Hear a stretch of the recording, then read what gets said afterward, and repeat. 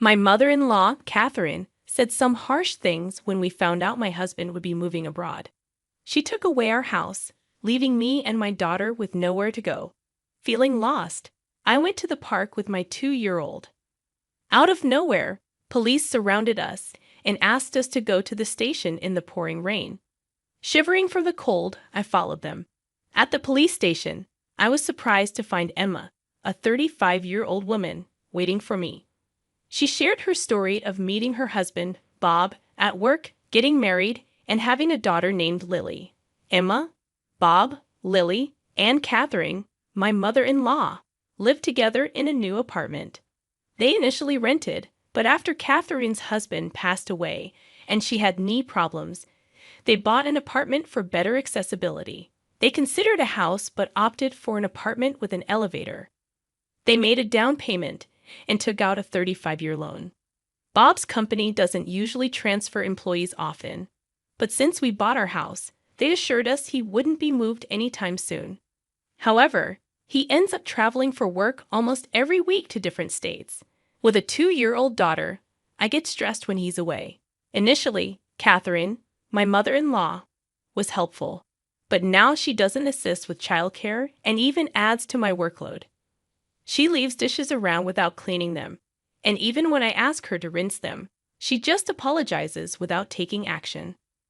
Interestingly, she rinses the dishes when Bob is around, and I only noticed recently. I used to think it was okay since she occasionally helped, but now I believe she's intentionally making things difficult for me. She also plays games, like asking if I need anything from the store and later saying she actually did. This happens frequently. Despite her knee problems, I wanted to help her, but my willingness to assist is fading.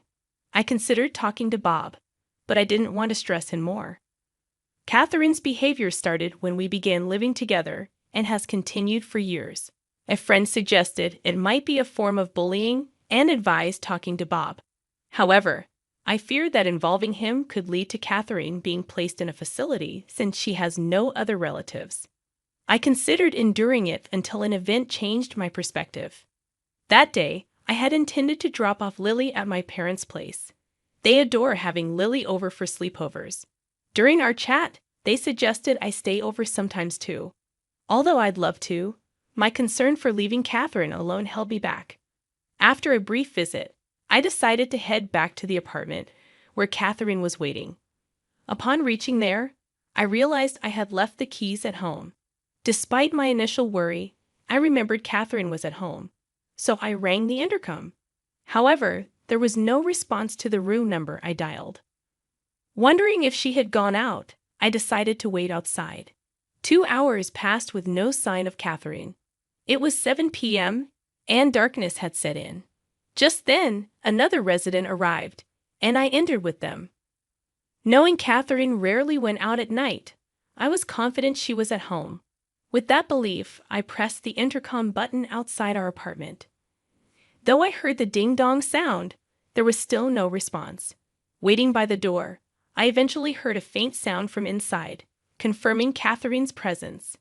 Despite trying the intercom several times, she refused to come out. Feeling defeated, I spent the night at a nearby motel, planning to return when Bob came back from his business trip. What happened? Out shopping, actually. I explained to Bob that Catherine had locked me out. He was rightfully upset on my behalf, but Catherine casually attributed it to her hearing loss, saying, "Maybe I didn't hear because of my hearing. I'm getting old, you know," with a hidden smirk. Glad to be back inside, I grabbed my keys and went to pick up Lily from my parents' house. When I discussed the situation with them, they'd offered support, saying, "Sounds like she's giving you a hard time. If it becomes too much, you're always welcome back here. Remember, you're our precious daughter." Their comforting words brought tears, but I quickly wiped them away in front of Lily and headed home. Things were quiet with Catherine for a while, but suddenly, Bob's permanent international transfer was confirmed. Despite just buying a place, he asked, "What do you think about staying in the U.S.? Can you handle living with my mom?" Unable to answer immediately, considering potential stress for Lily, I eventually decided it would be best for us to stay in the U.S. Shortly after this decision, Bob had to leave for Europe. Though he was concerned, work kept him occupied, so the life of me, Lily, and Catherine was about to begin. Living with Catherine took a turn for the worse once Bob left for Europe. Her attitude changed drastically. On a stormy day, Catherine surprised me with a bombshell. "Now that Bob's gone, wouldn't it be better if you and Lily move out?" Shocked, I asked for clarification, but she insisted. "I'll take over. I can't relax with strangers in the house. Please leave right now." I couldn't believe her audacity. While it's true we aren't blood relatives, I've always tried to make our living together comfortable, treating her like family. Yet to Catherine, it seemed we were merely an afterthought. Considering going back to my parents' place, Catherine urged me to leave immediately. Before I knew it, Lily and I were thrown out, dressed as we were. Despite my pleas, Catherine refused to open the door. Lost and confused, I carried Lily through the pouring rain to a nearby park, hoping its roof would offer some shelter. Ideally, I would have checked into a motel or returned to my parents' place, but I left my wallet and phone inside the house. Feeling helpless, I sat in the park, trying to figure out our next move. Time passed in the torrential downpour, and overwhelmed by fatigue and cold, I began to doze off. It was dark, and despite the summer, the cold was biting. As bad as things were, the only option seemed to be a 3-hour walk to my parents' home. While pondering our situation, I noticed 2 distant lights approaching through the rain. Despite the obscured visibility, I could tell they were police officers. Hoping for help, one of them called out, "Are you Enma? And is this little one Lily?" Surprised they knew our names, I weakly confirmed, "Yes, that's us." The officer then requested, "Please come to the station with us." Perplexed, I questioned, "Why the police station?" Unsure if something was wrong, I complied as they urged Lily and me into the patrol car. We were freezing, but the officers had brought large towels and assured us, "You might need these. We've got spare clothes at the station for you." Curious about how they knew about us and the reason for heading to the police station, I asked, "How did you know where to find us?" Their response was, "We'll explain everything once we're back at the station.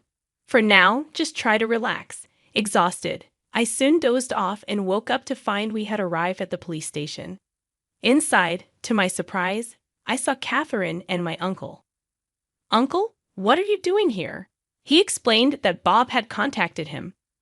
"Bob suspected you might be having issues with his mom, and since he's abroad, he wanted me to keep an eye on things for him." My uncle shared that Bob had talked to him about this issue previously, asking him to keep an eye on things since he couldn't be there himself due to being overseas. He had seen us in the rain earlier and considered taking us in, but Catherine's extreme behavior prompted him to report it to the police. That's how the officers knew our location and came to our aid. Catherine, sitting on a sofa at the police station, glared at me, seemingly unaware of the reason for her presence. She argued, "Why do I have to be here? I have a bad knee. If Bob were here, this wouldn't be happening." Despite her protests, the situation arose from Bob seeking my uncle's help. In discussions with the police, the possibility of legal implications emerged, leading to the suggestion that I consider hiring an attorney. Catherine dismissed it, saying, "An attorney? That's an overreaction. I just locked the door, that's all. I didn't do anything else." My uncle defended us, highlighting the severity of Catherine throwing us out in torrential rain. He asserted that, in fact, I was the rightful owner of the house. Catherine believed Bob was the owner, but she was mistaken. My uncle, running a real estate business, had arranged a great deal on a condo for us, recommended by Bob. The property was put under my name, a decision I had been indifferent about initially but now appreciated. Following my uncle's counsel, I opted to hire a lawyer.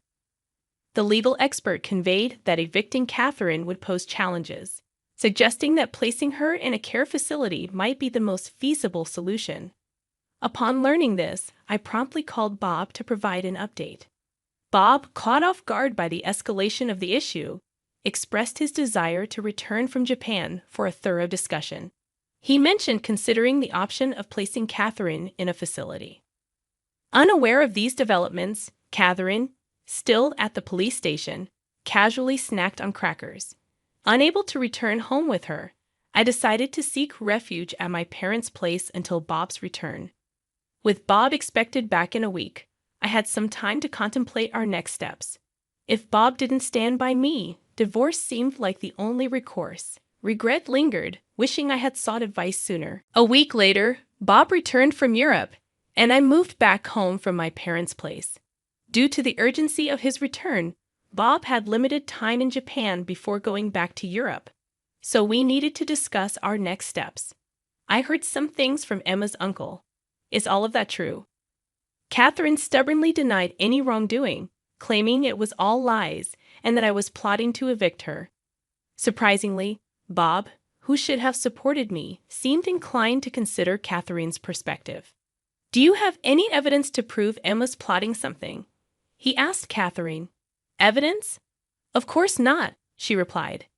Bob then turned to me, asking if I had any evidence. Being busy with work, I hadn't been able to keep a close eye on things, but I handed Bob a voice recorder I had with me. What's this? When Bob played it, he heard recordings of Catherine not only evicting me, but also frequently berating me, calling me a worthless wife. In response, Catherine quickly defended herself, claiming it was taken out of context. Despite Catherine's attempt to downplay her actions, a barrage of recorded verbal abuses played from the voice recorder, revealing numerous instances, some of which weren't even captured. Bob's hand, holding the voice recorder, trembled with tension and anger. Catherine, looking guilt-ridden, claimed, "Everyone has their moments, right? I was just frustrated at that time, but it was just this once." However, the evidence spoke volumes. When Bob questioned her, she remained silent, and as he asserted the need to protect me and Lily, Catherine, probably witnessing this side of Bob for the first time, appeared frightened and speechless. Discussions continued until Bob's return to Europe. I made it clear that I couldn't continue living with Catherine, especially with Lily in the picture, and Bob seemed to share my sentiment, leaning towards placing Catherine in a care facility. However, Catherine strongly opposed the idea, complicating the discussions. Despite her resistance, I decided to sell the house. You can't stay here anymore. If you don't want the facility, you'll need to find another place. Catherine resisted, refusing to allow the sale of the house, but it was a tough decision to accommodate. Lily and I had resolved to move to Europe, a choice influenced by Bob's regret for not being more present for his family.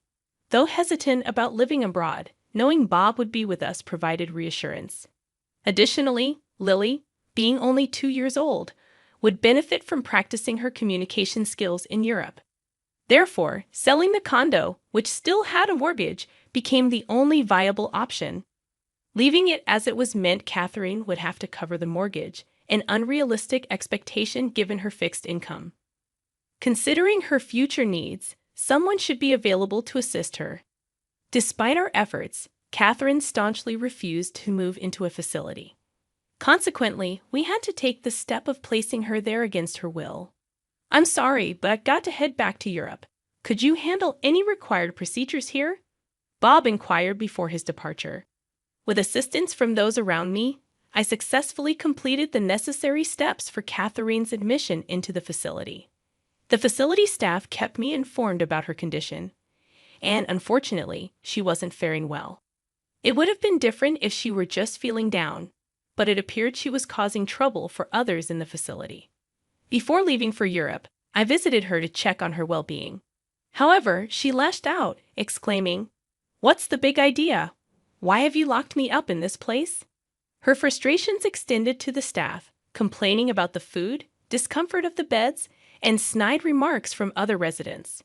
When I apologized to the staff, they were understanding. "It's all good," one of them reassured me. "We encounter this behavior often. Leave it to us. We'll keep you updated, and if anything arises, we'll give you a call, so don't worry." Despite enduring harassment from Catherine during our time living together, I couldn't shake off my worries as I headed to Europe. Upon reaching Paris, Bob greeted me at the airport, and we made our way to the apartment we had rented. While it's true that rents in Paris are often higher than in Texas, Bob's housing allowance from the company proved fortunate, allowing us to find a spacious and affordable place. Our neighbors in the building have been incredibly friendly and kind, even though my French isn't fluent. Just yesterday, a neighbor shared wine and cheese, and I reciprocated with some mac and cheese. Meanwhile, I'm gradually learning French alongside my daughter Lily, recognizing the limitations of self-study. I've also enrolled in a language school, where I've made friends with fellow Americans new to France. Life in Paris is truly enjoyable. Back in the States, my constant concern for Catherine often hindered my enjoyment during outings with friends. However, here in Paris, I can savor leisurely lunches without such worries. The only current concern is Lily, who is still too young for kindergarten. Typically, children here start kindergarten at 5, so I hope Lily picks up enough French by then. Thankfully, she seems to be catching on quickly. Once Lily starts preschool, I'm contemplating getting a job. Although Bob is okay with me staying at home, the experience of living in Paris has sparked a desire to explore more opportunities. Making friends with a waitress at a nearby cafe, I learned there might be a job opportunity there. The cafe is not only popular among the American community, but many customers are also learning English. While challenges may arise, our communication has improved since coming to France. I feel more confident expressing my feelings, and no matter what lies ahead, I believe we'll face it as a family. Right now, I'm experiencing a level of happiness I've never felt before. Hi everyone, I'm Ava Williams, a 28-year-old marketing executive at a major tech company in Seattle, and I have a story to share with you all. Just another busy Monday at work. Emma called from her desk next to mine. Ava, you seriously need to see these analytics reports. The client meeting is in an hour. My phone lit up with a message from James. Hey beautiful, dinner tonight? Got something special planned. That something special turned out to be the most amazing proposal at our favorite Italian restaurant. James got down on one knee, and I couldn't stop crying happy tears. You're the love of my life, Ava. Will you marry me? Yes, 1,000 times yes. I jumped into his arms, not caring that everyone in the restaurant was watching. Emma squealed when I showed her the ring the next day. It's gorgeous, girl, but did James pick this out himself, or did Patricia help? Why do you say it like that? I replied, just have you noticed how his mom always has to be involved in everything? Remember when she accidentally showed up at your anniversary dinner? I brushed it off then, but Emma had a point. Within a week of our engagement, Patricia was already taking over. Darling, I've already called the Westbrook Hotel. They are holding their grand ballroom for us, she declared. But Mrs. Reynolds, James and I were thinking of a garden wedding. I replied, oh sweetie, outdoor weddings are so casual, and please call me Mom. My own mom, Diana, noticed my stress during our weekly lunch.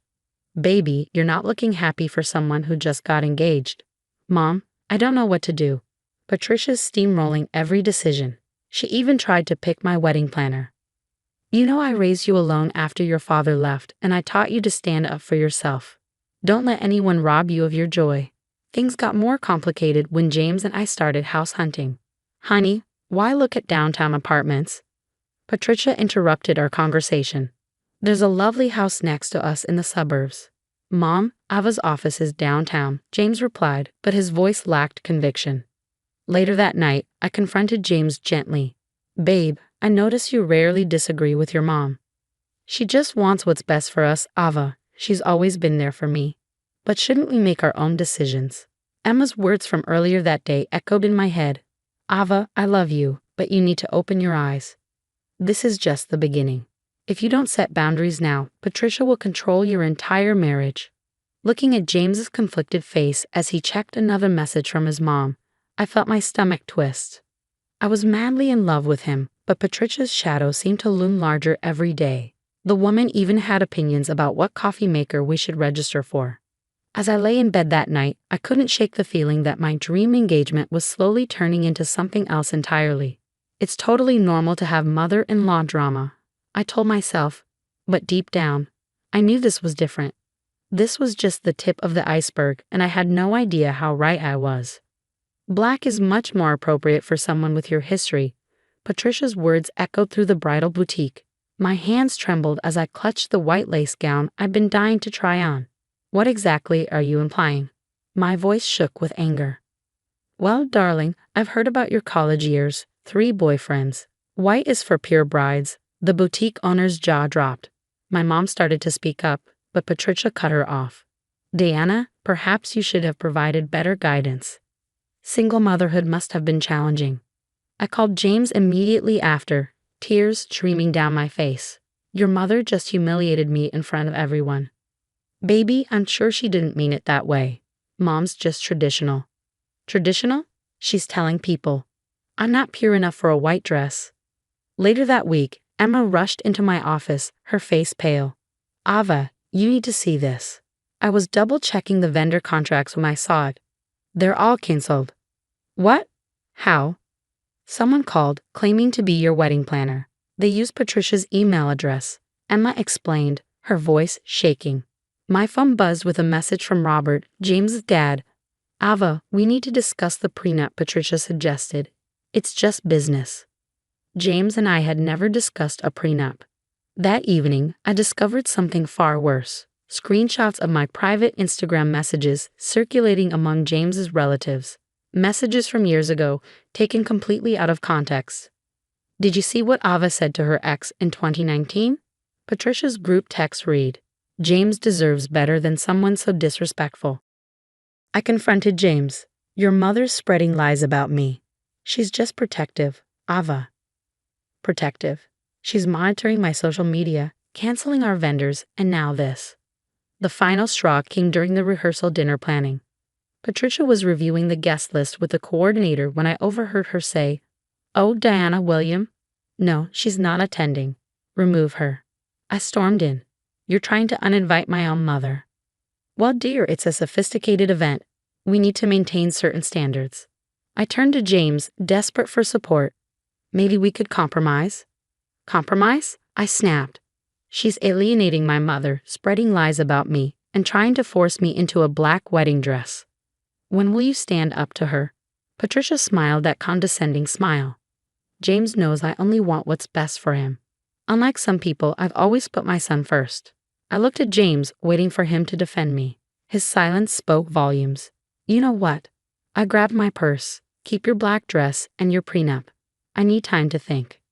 As I drove away, my phone exploded with messages from Patricia sent to the family group chat. See, she's unstable, just like I warned everyone. Emma called immediately. Girl, this is beyond toxic. I've been doing some digging, and you won't believe what I found about Patricia. She slid a folder over to me. Look what I found digging through public records. My hands shook as I read through the documents. Patricia had been controlling the family's trust fund, limiting Robert and James's access while freely using it herself. Your father-in-law-to-be has to ask permission for his own money, Emma explained. I scrolled through more files. And those loans James gets, they're his own inheritance.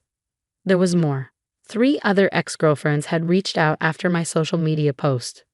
Listen to this text. One of them wrote, Patricia told everyone I was cheating. I lost all my friends. I marched into James' office that afternoon, evidence in hand. Babe, we need to talk. Now. I spread out the messages, documents, and photos. Your mom destroyed all your past relationships. Here's proof. She's doing the same thing to me. James's face went pale as he read through it. This can't be. Mom wouldn't. His phone rang. Patricia's name lit up the screen. I grabbed his hand. Don't answer it. For once, just listen to me. Tears formed in his eyes.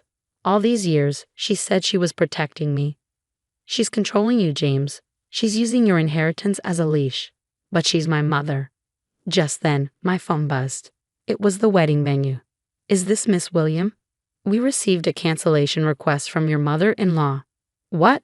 No, don't cancel anything. James overheard and finally snapped. She's canceling our venue now without even asking us. That's not all. I pulled up the trust fund documents. She's been controlling your money, your relationships, your whole life. James slumped in his chair. I know she's difficult, but how do I just cut off my own mother? I'm not asking you to cut her off, I said softly. I'm asking you to stand up to her. to choose us. His phone kept ringing. Patricia again. I can't do this anymore, I whispered. Until you decide what you want, the wedding's postponed. Ava, please. No. I love you. James, I said, tears in my eyes, I can't be part of this. But I won't marry into this manipulation. She tried to force me into a black dress, spread lies about me, tried to exclude my mother, and now she's canceling our venue. Where does it end? Let me talk to her, James said softly. That's all you ever do, talk. She steamrolls right over you every time, I shot back. His phone buzzed again. This time it was a text from Patricia. Darling, I canceled that tacky venue. Mommy found something much better. James stared at the message, then at me. I could see the battle in his eyes. Decades of manipulation versus the truth staring him in the face. Choose James, I said quietly. But remember, if you let her win this time, you'll lose me forever. I walked out of his office, my heart breaking but my head held high. The ball was in his court now. Emma was waiting outside, her face lighting up when she saw me. You did the right thing. Look what else I just found about Patricia's charity foundation. Emma opened her laptop, showing me the numbers. The charity foundation's finances don't add up, she explained, pointing to suspicious transfers to offshore accounts, all authorized by Patricia. My phone buzzed again. It was James. Started therapy last week. Doc says mom's behavior is textbook narcissistic control. I'm so sorry I didn't see it sooner. That's great, babe, I replied. I'm proud of you. Emma interrupted my thoughts. Ava, it gets worse. The foundation money, most of it, went to high-end casinos in Vegas. Within weeks, everything unraveled. Robert discovered credit card statements showing Patricia's massive gambling debts. She'd been embezzling from the foundation to cover her losses. James's voice echoed in my mind as I read. My whole life is a lie. She controlled everything, my money, my relationships, even my career choice. The foundation board meeting was explosive. Mrs. Reynolds, can you explain these unauthorized transfers? Someone asked. Patricia's carefully maintained facade cracked. How dare you question my integrity? I built this foundation. But the evidence was irrefutable. The board chairman announced, we're launching a full investigation and contacting the authorities. That evening, the local news ran the story. Prominent socialite Patricia Reynolds under investigation for charity fraud. The next day, Robert filed for divorce. She gambled away our savings, he told James. I'm done. The country club canceled Patricia's membership. Her society friends stopped taking her calls. Her carefully crafted world crumbled. 6 months later, I walked down the aisle in my dream white dress, my mom beaming from the front row. James stood tall, finally free from his mother's shadow. You look pure and perfect, he whispered as I reached him. Patricia wasn't there. She was too busy meeting with her criminal defense lawyers. We honeymooned in Hawaii. While the headlines read, Patricia Reynolds pleads guilty to embezzlement. The last I heard, she's facing jail time. Her friends abandoned her. Robert's divorce settlement left her nearly broke, and her reputation was in ruins. Meanwhile, James and I bought our dream downtown apartment. He's thriving in therapy, setting healthy boundaries. I got promoted to marketing director. You know what's funny? James said last night, showing me another news article about his mom's downfall. She tried to control everything so tightly, she ended up losing it all. While we're here, happier than ever. I smiled, thinking about our journey.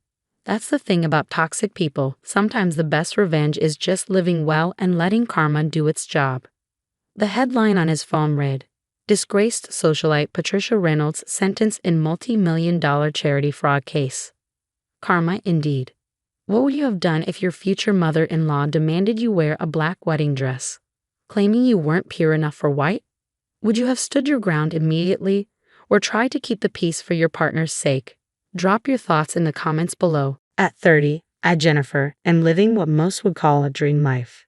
As CEO of Stellar Motors, my family's luxury car company, I've turned more than a few heads in the industry. Being a woman here, it's like trying to parallel park a Hummer in downtown Manhattan during rush hour, challenging but incredibly satisfying when you nail it. Jennifer, the new prototype is ready for your inspection, my assistant chirps as I stride into the office. I nod, excitement bubbling up. This model could revolutionize the electric car market. Running my hand over the sleek curves of the vehicle, I can't help but smile. This is what I live for. Later that evening, at a charity gala, I'm mingling with the city's elite when I spot him, John, a real estate mogul known for his bold moves in the development world. Our eyes meet, and for the first time in years, I feel a spark. I hear you're quite the car enthusiast, he says with a grin, approaching me. I raise an eyebrow, and I hear you're quite the property tycoon. Shall we compare notes? As we chat, I can't help but notice how different John is from my cousin Damien. I spot Damien across the room, already a few drinks in and wobbling as he makes his way toward me. Jennifer, he slurs, why don't you ever return my calls? I sigh, embarrassed. Damien, we've talked about this. You're my cousin, and I care about you. But nothing, he cuts in. We'd be perfect together. I love you. John looks bemused as I steer Damien away, apologizing profusely. Family, I mutter with a grimace. Can't live with them, can't sell them for parts. As the weeks go by, John and I grow closer. He's ambitious, kind, and actually listens when I talk about work. It's refreshing, especially compared to Damien's constant neediness. One evening over dinner, John gets down on one knee. Jennifer, he says, you're the most incredible woman I've ever met. Will you marry me? My heart soars. Yes, I exclaim, tears of joy in my eyes. We decide to announce our engagement at the next family gathering. As I look around at my parents' beaming faces, my aunt and uncle's polite smiles, and Damien's barely concealed scowl, I feel a twinge of unease. Little did I know, this was just the calm before the storm. A toast, my father says, raising his glass, to Jennifer and John. As everyone cheers, I catch Damien's eye. The look he gives me sends a chill down my spine. Something tells me this engagement won't be smooth sailing. But I've navigated tougher roads before. Bring it on, I think. Little did I know just how bumpy this ride was about to get. As John and I dive into wedding planning, it feels like a dream. We spend hours discussing our future, from the color scheme of our big day to our plans for merging our empires. I'm thinking we could expand Stellar Motors into sustainable housing. I muse one evening, curled up on the couch with John. He grins, eyes lighting up. That's brilliant, Jennifer. We could create entire eco-friendly communities. But not everyone is thrilled about our engagement. Damien's jealousy grows with each passing day, his attempts to win my affection becoming increasingly desperate. One afternoon, as I'm leaving the office, I find him waiting by my car. Jennifer, please, he begs, eyes bloodshot. You can't marry him. We belong together. I sigh, frustration bubbling up. Damien, we've been through this. You're my cousin, and I don't have those feelings for you. Please, for both our sakes, let this go. But he doesn't back down. He starts showing up at my workplace, bombarding me with messages, even trying to crash a dinner date with John. Family tension finally boils over at Sunday dinner. Uncle Marcus glares at me across the table, his voice dripping with disdain. So, Jennifer, I hear you've been quite cruel to my Damien. Is that how you treat family? I nearly choke on my wine. Excuse me, I've been nothing but patient with Damien. It's not my fault he can't accept that I'm engaged to someone else. Aunt Vivian tries to diffuse the tension. Now, let's not ruin dinner with this talk. But Uncle Marcus isn't finished. You've always thought you were too good for this family, haven't you? With your fancy cars and rich fiancé. I stand, my chair scraping against the floor. I've worked hard for everything I have. Maybe if Damien did the same, he wouldn't be so fixated on me. As I storm out, I can hear Damien's sobs echoing behind me. Guilt gnaws at me, but I can't keep enabling his behavior. Things take a darker turn when John calls me late one night, his voice shaking. Jennifer, I just got a threatening message from a blocked number. They said if I don't leave you, I'll regret it. My blood runs cold. It has to be Damien. This has gone too far. We agreed to beef up security. But I was determined not to let Damien's antics ruin our happiness. John and I threw ourselves into wedding preparations with even more gusto, as if to prove that nothing could come between us. One evening, while sampling wedding cakes, John took my hand. Jennifer, I want you to know that no matter what happens with your family, I'm here for you. We're in this together.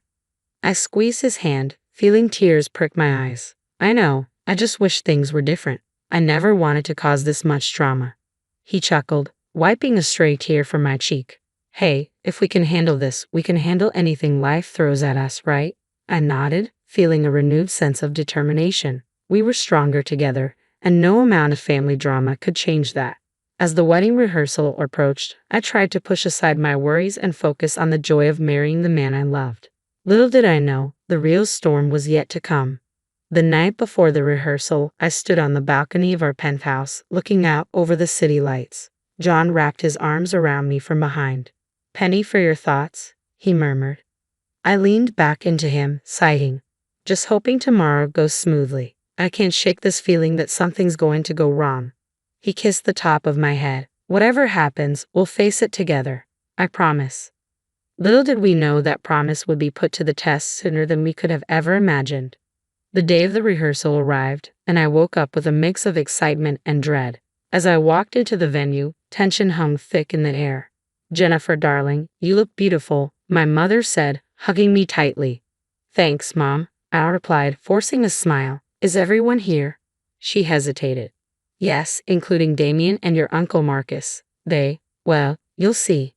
Making my way through the crowd, I spotted Damien in a corner, nursing a drink and glaring daggers at John. Nearby, Uncle Marcus was whispering furiously to Aunt Vivian, his face red with anger. "All right, everyone," the wedding planner called out. "Let's get this rehearsal started." We began going through the motions, but I couldn't shake the feeling that something was about to go terribly wrong. Halfway through, Uncle Marcus suddenly stood up, swaying slightly. "I can't take this farce anymore," he bellowed, pointing at me. "You think you can just waltz down the aisle like you're some kind of saint?" The room fell silent as John tensed beside me. "Uncle Marcus, what are you talking about?" I asked, trying to keep my voice steady. He stumbled toward me, his eyes wild. "Don't play innocent with me. I know what you did. You've been blackmailing Vivian, hadn't you? And the way you've treated my son, it's disgusting." I was stunned. Blackmail? Insulting Damien? "Uncle Marcus, you're not making any sense." "Oh, aren't I?" he sneered. "You've always thought you were better than us. Well, I won't stand for it anymore." Before I could react, Uncle Marcus lunged forward and shoved me hard. I stumbled backward, nearly falling. "Hey," John shouted, stepping between us. "Don't you dare touch her." Chaos erupted. My father rushed to restrain Uncle Marcus, while Damien started yelling incoherently. Aunt Vivian burst into tears, and guests began murmuring in shock. "That's enough," my mother's voice cut through the noise. "Marcus, you need to leave. Now." As security escorted Uncle Marcus out with Aunt Vivian and a sulking Damien trailing behind, I stood there, trembling with anger and confusion. "Are you okay?" John asked, his arm protectively around me. I nodded, still in shock. I don't understand. Where is all this coming from?" My father approached, looking grim. "I'm so sorry, sweetheart. I had no idea Marcus would do something like this." "Should we call off the wedding?" John asked quietly. I looked around at the disrupted rehearsal, at the concerned faces of our friends and family, then straightened my shoulders and shook my head. "No," I said firmly. "We're not letting them ruin this. Our wedding is going to happen, and it's going to be perfect." John squeezed my hand. "Are you sure?" I nodded, a new determination filling me. "Absolutely. Uncle Marcus, Damien, they don't get to dictate our happiness. We've worked too hard for this." As we calmed the guests and tried to salvage the rest of the rehearsal, I couldn't help but wonder what had driven Uncle Marcus to such extremes. The accusations of blackmail, the insults, where had all that come from? Later that night, as John and I sat in our living room trying to process the day's events, my phone buzzed with a message from Damien. "This isn't over. You'll regret choosing him over me." I showed it to John, my hands trembling slightly. "Should we be worried?" he asked, brow furrowed. I deleted the message and tossed my phone aside. "No, we're not giving them the satisfaction. Whatever game they're playing, we're not participating." Yet, as I lay in bed that night, unable to sleep, I couldn't shake the feeling that this was only the beginning. Uncle Marcus's outburst, Damien's threat, something bigger was brewing. But I was Jennifer, CEO of Stellar Motors, soon to be wife of John. I faced down corporate sharks and industry skeptics. I could handle a little family drama, or so I thought. Little did I know the true test was yet to come. The day I dreamed of finally arrived. The venue was a fairy tale come to life, and as I walked down the aisle toward John, I felt like the luckiest woman alive. "You look stunning," John whispered as I reached him. The ceremony began, and for a brief, beautiful moment, everything was perfect. Then, just as we were about to say our vows, the doors burst open. Stop the wedding. Damien stumbled in, clearly drunk. My heart sank. Damien, please don't do this, I pleaded. Jennifer, I love you, he slurred. You can't marry him. Choose me. But Damien wasn't done. He reached into his jacket and pulled out a gun. Screams erupted as guests scrambled for cover. John pushed me behind him protectively. Damien put the gun down, John said calmly, but Damien was beyond reason. If I can't have her, no one can. The gun went off.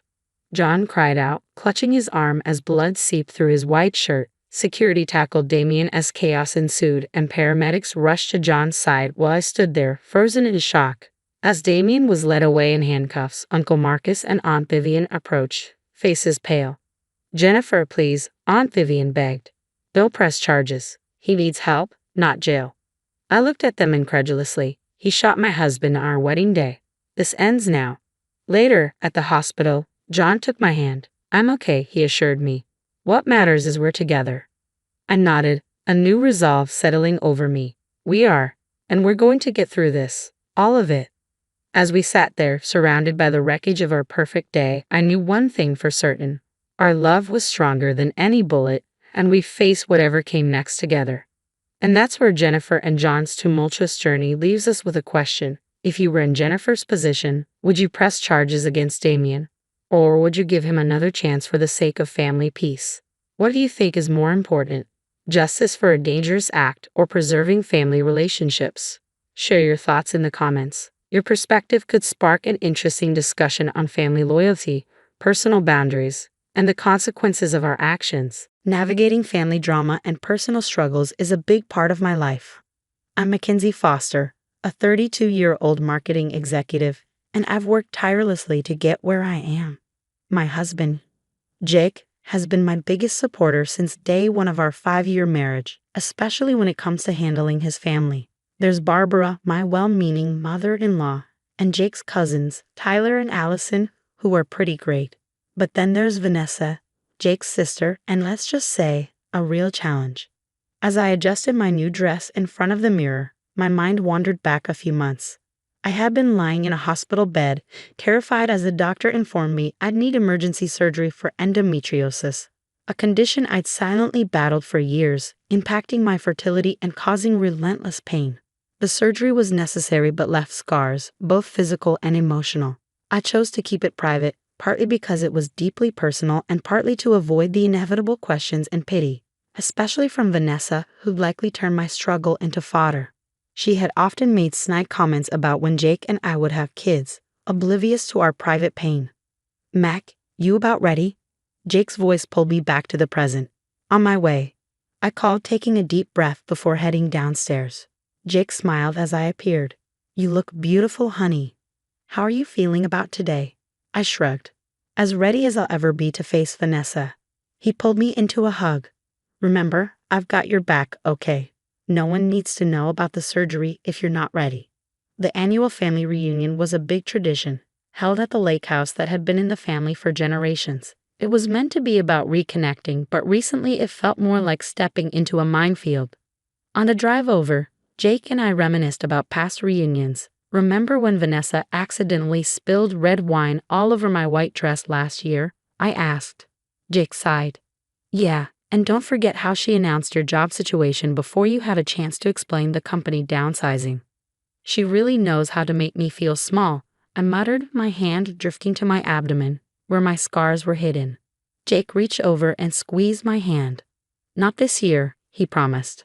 As we arrived, Barbara greeted us warmly. Mackenzie, sweetie. You look wonderful. Come on in. We stepped inside, and I immediately locked eyes with Vanessa, who wore a smirk that made me uneasy. Well, look who's here, she said as she sauntered over. Mackenzie, dear, how have you been? Any news to share? Her eyes flicked to my midsection, and my stomach tightened. Jake stepped in, his arm protective around my waist. We're doing great, Vanessa. How about you? She raised an eyebrow. Oh, just peachy. Always curious to see what's new with you two. No little ones on the way yet. Just then, her husband, Derek, joined her, looking as uncomfortable as ever. Hey guys, good to see you. Vanessa, honey, Why don't we go help your mom in the kitchen? As they walked away, I exhaled slowly. Thanks for that, I whispered to Jake. He kissed my forehead. Always. Now, come on, let's go say hi to Tyler and Allison before Vanessa finds something else to comment on. Little did I know, this was just the beginning of what would turn into the most eventful family reunion yet. The sun was high in the sky as I stepped onto the back porch of the lake house, taking in the scene. Family members were scattered across the lawn, some playing horse shows, others chatting by the grill. I pushed down the anxiety bubbling in my chest. Hey, Mackenzie, come join us.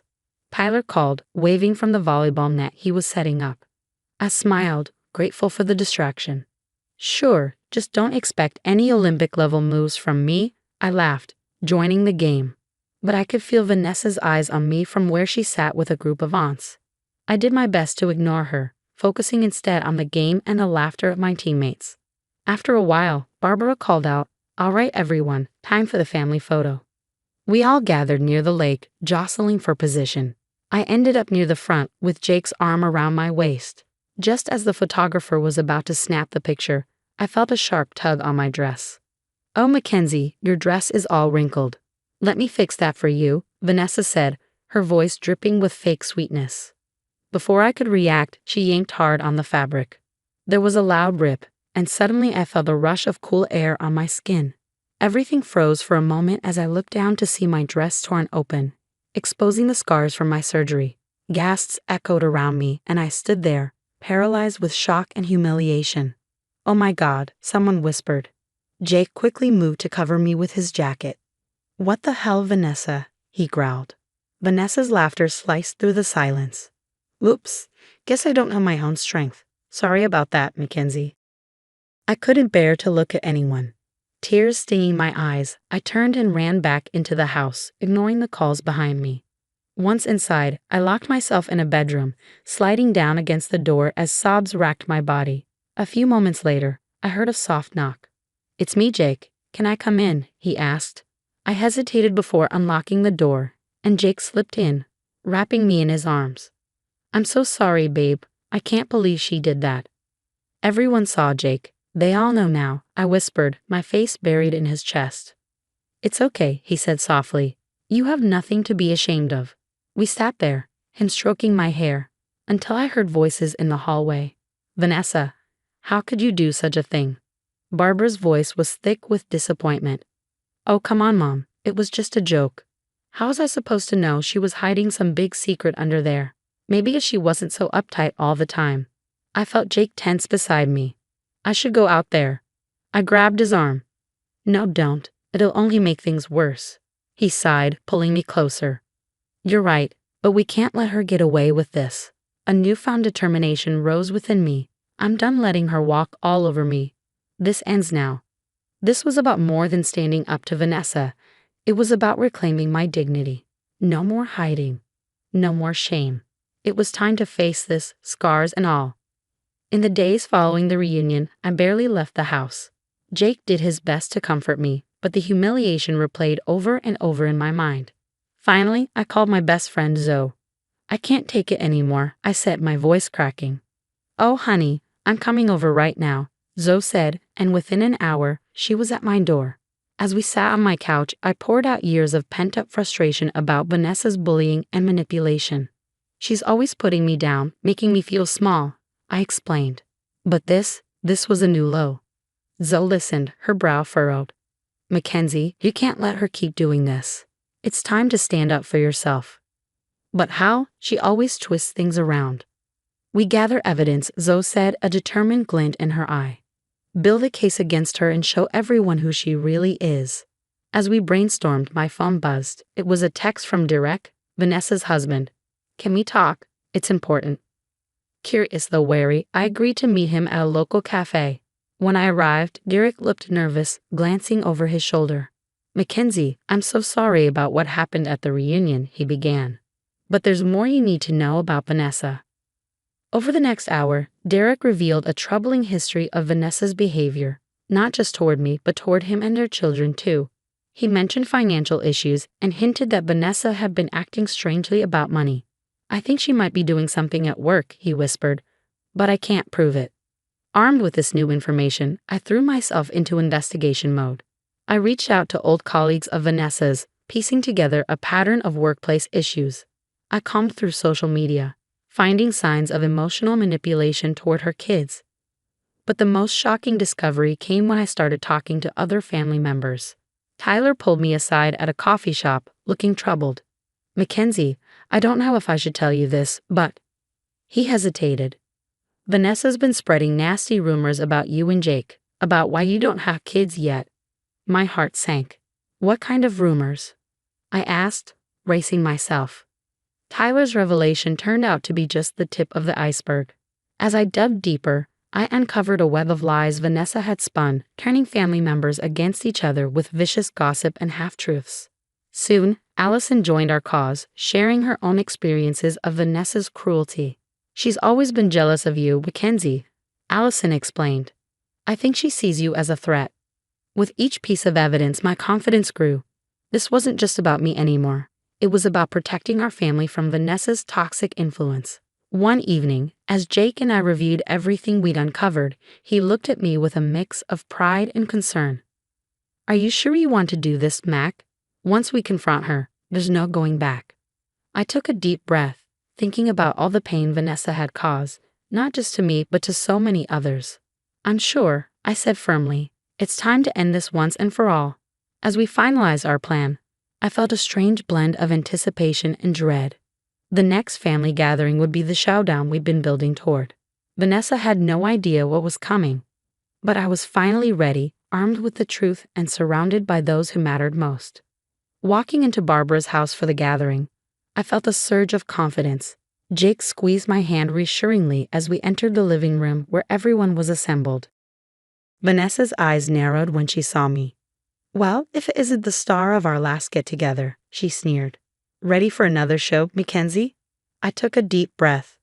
"Actually, Vanessa, I think it's time for your show to end."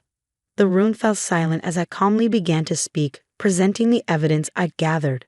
I revealed Vanessa's workplace fraud, her manipulation of family members, and the emotional toll her actions had taken on everyone, including her own children. "You've been spreading lies about all of us," I said, my voice steady, "turning us against each other for your own amusement." The family's shock was palpable. Barbara's hand flew to her mouth, tears welling in her eyes. Derek stood up, his face pale. "I can't do this anymore, Vanessa," he said. "I'm leaving you, and I'm going to seek full custody of our children." Vanessa's carefully crafted image crumbled before our eyes. She sputtered, trying to defend herself, but the evidence was overwhelming. Barbara approached me, her voice trembling. "Mackenzie, I'm so sorry. I should have seen this sooner. Thank you for being brave enough to speak up." In the days that followed, the consequences of Vanessa's actions snowballed. Her company launched an investigation based on the evidence I provided, which led to her termination and potential legal repercussions. The family rallied around me, expressing their gratitude and admiration for standing up to Vanessa. Tyler and Allison shared their own stories, finally free from her influence. Months later, I stood in my office, looking out at the city skyline. My career was thriving, and I felt more confident than ever. Jake and I were even starting to talk about adoption, no longer held back by the fear of Vanessa's judgment. I thought about Vanessa now, jobless, divorced, and estranged from the family. While I didn't rejoice in her misfortune, I felt relief knowing she could no longer hurt us. Reflecting on my journey, I realized how much stronger I'd become. The scars that once made me feel ashamed now reminded me of my resilience. I had overcome not just my health challenges, but also the toxic influence that had plagued my life for so long. With a smile, I turned back to my desk, ready to face whatever challenges lay ahead. I was no longer hiding or shrinking myself. I was standing tall, scars and all, finally free to be my true self. Have you ever confronted a toxic family member? How did it change your relationships? Share your experiences in the comments. And if you enjoyed this story of standing up to manipulation, please like and subscribe for more empowering content. Hey there, I'm Amy Thompson, 32, killing it in my marketing career, and living what I thought was the dream life. My husband, Mark, he's a lawyer, sharp as a whip, though often more married to his job than to me. We've got a cute little house in the suburbs, weekend barbecues, the whole 9 yards. "Amy, can you watch Tommy this Saturday? I've got a hair appointment. My sister-in-law, Lisa, chirps over the phone. Of course, Lisa. You know I love spending time with the little guy. I reply, genuinely happy to help with her adorable, high-energy 5-year-old. Thanks, you're a lifesaver, she says. But there's something off in her tone, a hesitance I can't quite place. I brush it off, family's family, right? Saturday arrives and Tommy's a whirlwind of energy. Aunt Amy, can we go to the park? Please, please, please. You bet, champ. Let's go tire you out. I laugh, ruffling his hair. We're at the park, and I'm pushing Tommy on the swings when across the street I spot Lisa. She's not at her hair appointment, she's window shopping, watching us with an expression so dark it sends a chill down my spine. If looks could kill. That night, I wait up for Mark.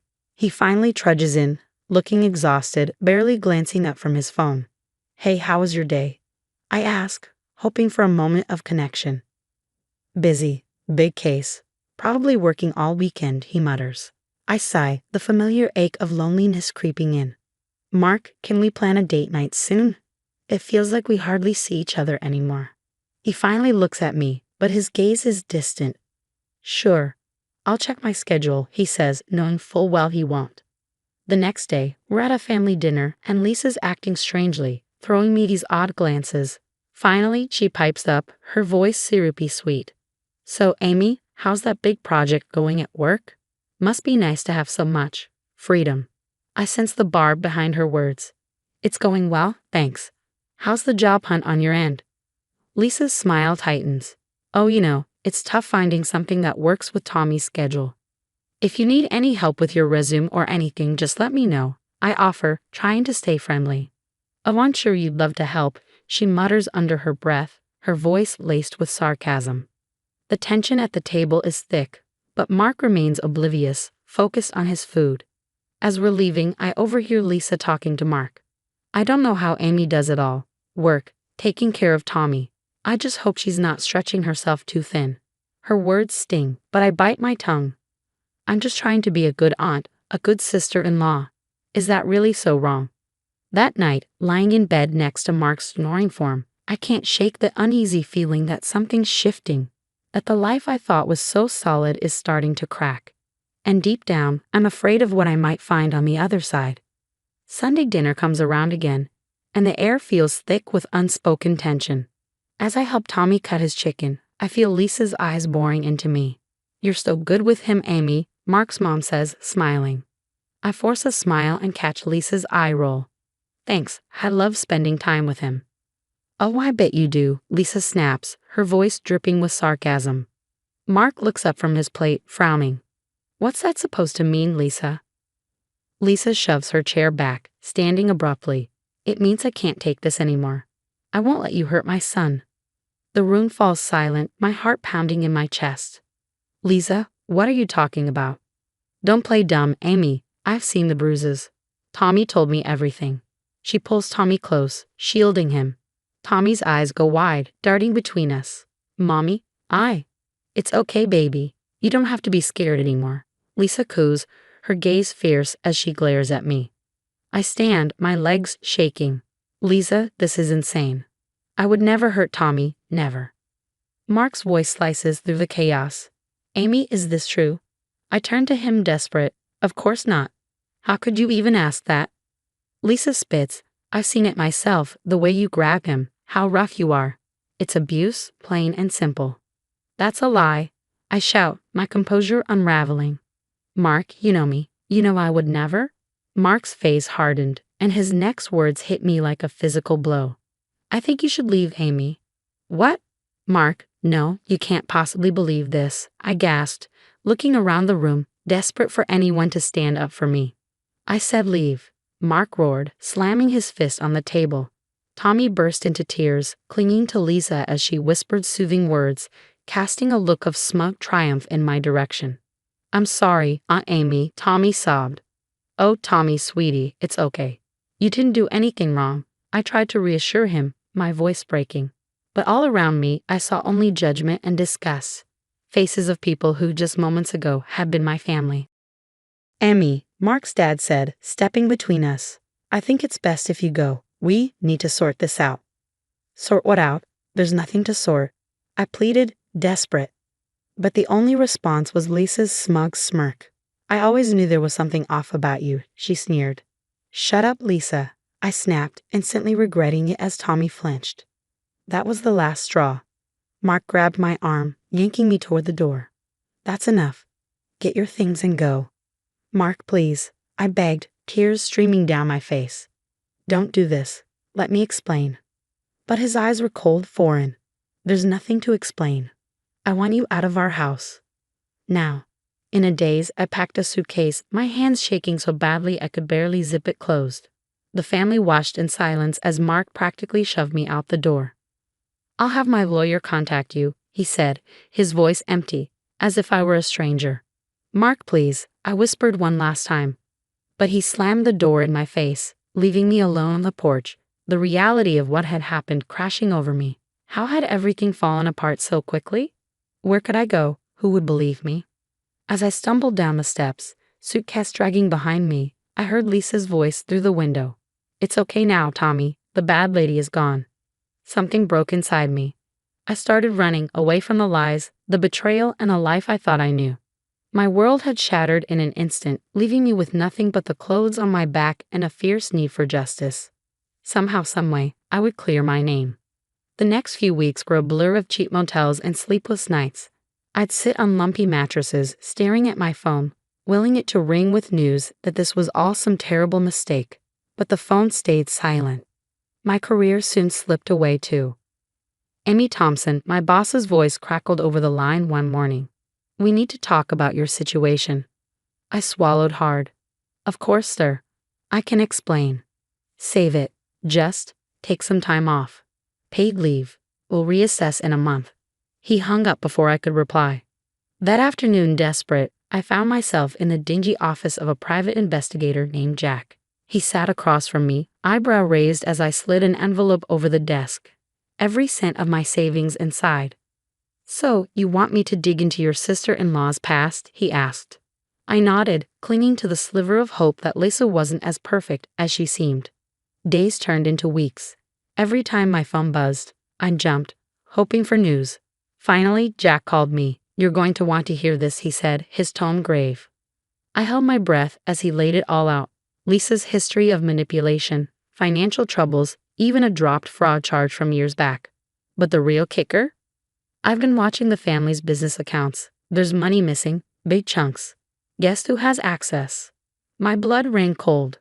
Lisa. Bingo, I think she's covering her tracks. It all made sense. The jealousy, the accusations, the smugness. But the real bombshell came a week later when Jack showed up with a recording. I managed to get this from Lisa's house. Don't ask how, he said, playing the audio. Lisa's voice came through, dripping with false sweetness. Tommy, remember our little game? If anyone asks, you say Aunt Amy hurt you. Can you do that for Mommy? Tommy's small voice was confused, hesitant. But Aunt Amy didn't hurt me. I know, sweetie, but this is our special game. It'll help Mommy, okay? I felt sick, my stomach churning with horror and fury. She'd coached him. She'd made him lie. Jack nodded, his expression dark. We've got her. I threw myself into building my case. Every scrap of evidence, every inconsistency in Lisa's story, I documented meticulously, but I knew it still wasn't enough. I needed someone else on my side, someone who'd seen Tommy in a different light. That's when I remembered Miss Patel, Tommy's kindergarten teacher. On a whim, I reached out, half expecting her to brush me off. Amy? Miss Patel's voice was soft but wary. I've actually been a bit worried about Tommy. He seemed different lately. Withdrawn. Is everything okay? I took a deep breath and laid it all out. There was a long silence on the other end of the line. Then finally she replied, I believe you, Amy. Tommy's behavior. It makes sense now. How can I help? With Miss Patel's observations added to my growing file, I felt like I had a fighting chance. But confronting Lisa head-on would be reckless. I needed a plan. Late one night, in my tiny rented room, I spread out all the evidence, the financial records, the recording of her coaching Tommy, Miss Patel's statement. Piece by piece, a strategy began to form. All right, Lisa, I muttered to myself, a mix of nerves and determination fueling me. You want to play games? Let's play. I picked up my phone, my fingers trembling slightly as I dialed a number I never thought I'd call again. "Mark, it's me. We need to talk, and you're going to want to hear what I have to say." The day of the family meeting, my stomach twisted with anxiety. I had convinced Mark to gather everyone, telling him I wanted reconciliation. But as I entered the room, seeing their familiar faces with unfamiliar expressions of mistrust, my heart steeled itself. If only they knew. "Thank you all for coming," I began, my voice steadier than I felt. "I think it's time we cleared the air." Lisa crossed her arms, her lips curling into a smirk. "What's there to clear? We all know what you did." "Actually, Lisa, we're here to talk about what you did." I met her gaze unflinchingly, and the room fell silent. Piece by piece, I laid out the evidence. Financial records showed Lisa's embezzlement. Recordings exposed her coaching Tommy, while Miss Pato's statement spoke of Tommy's behavior changes. The room was so still, I could hear everyone's breath catching. "This is ridiculous," Lisa sputtered, but the panic in her eyes gave her away. Mark's face went pale as he turned to her. "Lisa," he said, voice tight, "is this true?" Before she could respond, Tommy, clutching his mother's arm, burst into tears. "I'm sorry, Daddy. Mommy told me to say Aunt Amy hurt me, but she didn't. It was a game. But I don't want to play anymore." Chaos erupted. Lisa lunged to grab Tommy, but Mark's parents restrained her, horrified by the truth unraveling before them. "How could you?" Mark's voice was barely a whisper, his face stricken as he stared at his sister. I turned to him, my voice cold. "How could I?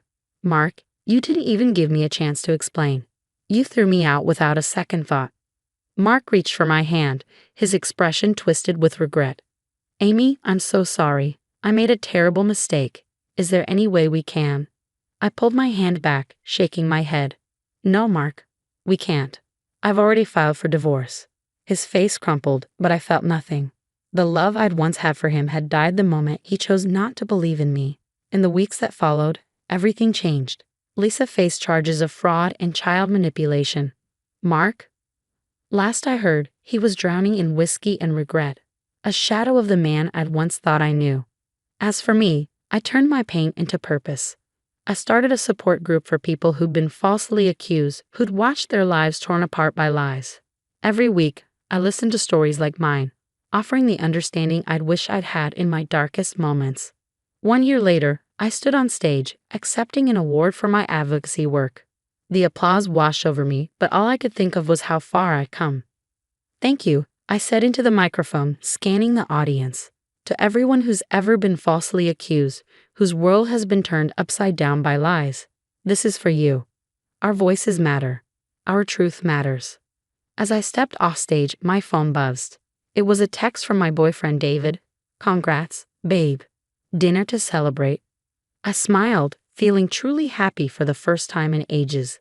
The old Amy was gone, replaced by someone stronger, wiser, and unafraid to fight for herself. As I walked out into the cool night air, I thought of Tommy and hoped he'd heal in time. Maybe someday, when he was older, he'd understand what had happened. But now, I had my own life to live, a life I'd fought to reclaim. And nobody, not Mark, not Lisa, not anyone, would ever take that from me again.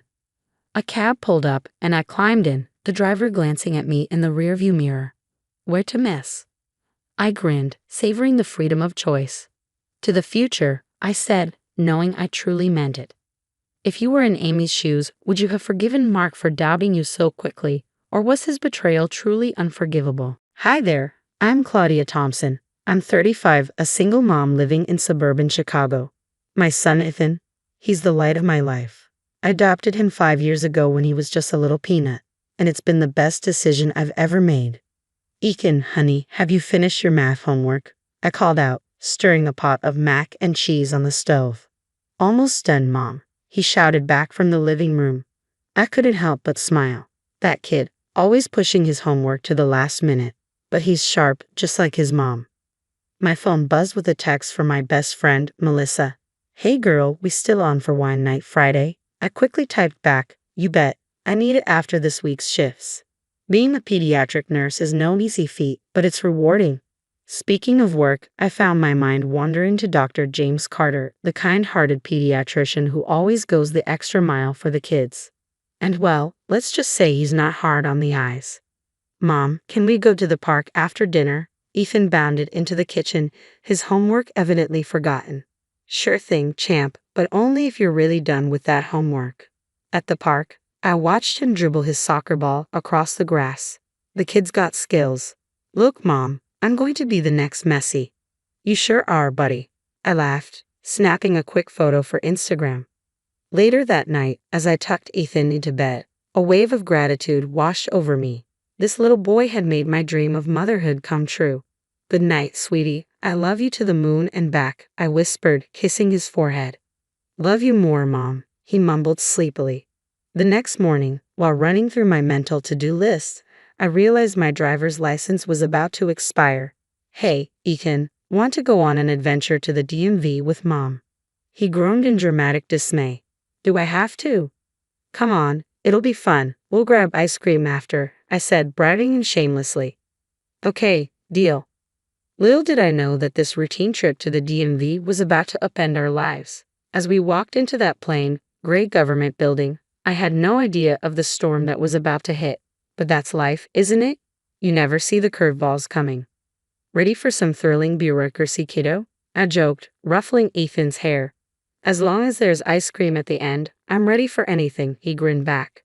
The DMV was its usual chaos. Ethan and I sank into the hard, plastic chairs for what would likely be a long wait. You brought your book, right? I asked. Yep, right here. He held up his favorite adventure novel. That's when I noticed a man watching us from across the room. He was in his 40s with a scruffy beard and intense eyes. I looked away, hoping he'd stop, but his gaze stayed locked on us. Suddenly, he stood and made his way over. Excuse me, he said, his voice trembling. I'm Robert Lawson. That boy, he's my nephew, Michael. He went missing 3 years ago. My heart skipped a beat. What? No, you're mistaken. This is my son, Ethan.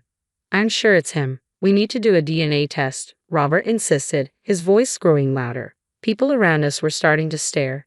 Ethan looked up, his eyes wide with confusion and fear. Sir, you're making a mistake. I adopted Ethan. When he was 3, I have the papers. I shot back, my voice steady but my heart pounding. Those must be fake. That's my sister's son, Robert shouted, his voice full of desperation and anger. A security guard approached us, assessing the tension. Is there a problem here? He asked, eyes darting between Robert and me. I stood up, instinctively placing myself between Robert and Ethan. Yes, I said firmly, this man is harassing us. We're leaving. As I hurried us out of the DMV, Robert's voice followed. I'll take legal action if I have to, he called out, his words lingering ominously in the air. The next few weeks were a nightmare. Robert had hired a lawyer and filed for a DNA test. He even started a Facebook page called Bring Michael Home, spreading vile lies about me. My phone buzzed constantly with hateful messages. Kidnapper. How dare you steal someone's child, you monster? The relentless accusations kept me up at night. At work, I was exhausted and distracted, and my performance began to slip. Dr. Carter, noticing my state, pulled me aside one day. Claudia, are you okay? You seem distracted. It was the smallest show of kindness, but it was enough to break down my defenses. Tears spilled over as I confided in him, sharing everything. He listened patiently, his gaze full of concern. I'm so sorry you're going through this, he said gently. Is there anything I can do? I shook my head. Unless you can make this nightmare disappear. At home, the tension was getting to Ethan too. One night, I heard him crying softly in his room. Honey, what's wrong? I asked, wrapping my arms around him. Are they going to take me away? He sobbed, his small body trembling. I held him tight, my heart breaking. No, baby, I won't let that happen. You're my son, no matter what. But inside, fear gnawed at me. What if the adoption wasn't legal? What if I could lose him? Desperate, I called Melissa. This is insane, she said, her voice steady but sympathetic. Have you thought about doing the DNA test? Prove he's not related to this guy. But what if it shows something else? I whispered, voicing my deepest fear. What if there was a mix-up at the agency? Claudia, you can't live like this. You need to know the truth. She was right. The next day, with my hands trembling, I called my lawyer. I'll do it, I said, my voice barely steady. I'll take the DNA test. The wait was excruciating. Each time my phone buzzed, my heart jumped, wondering if it was the call that would change everything.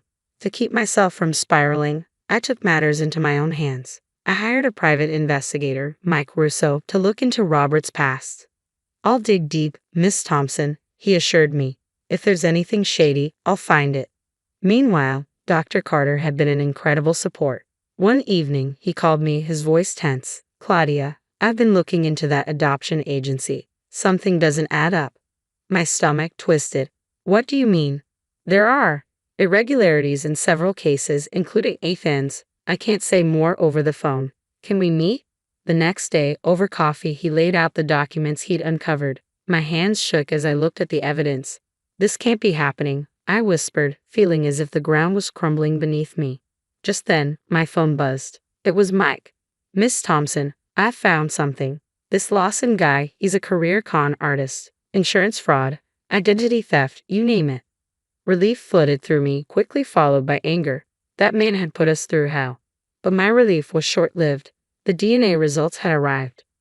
With trembling hands, I opened the envelope. "Ethan's not related to Robert," I exhaled, feeling a brief surge of relief. But as I read further, my blood ran cold. Ethan matched a missing child from Florida. Dr. Carter placed a comforting hand on my shoulder. "Claudia, I'm so sorry." I felt like I was drowning. What did this mean? Had Ethan been stolen? The days that followed blurred together. Robert was arrested for fraud and harassment, but I could hardly savor the victory. The thought of losing Ethan haunted me. One night, as I tucked him in, he looked at me with concern. "Mom, are you okay? You seem sad." I fought back tears. "I'm okay, sweetie. Just tired. I love you so much, you know that." "I love you too, Mom," he said, wrapping his arms around me in a tight hug. As I left his room, I finally let myself break down. How could I have unknowingly been part of something so terrible? The idea that Ethan had been taken from his real family made me feel sick, but the thought of losing him was unbearable.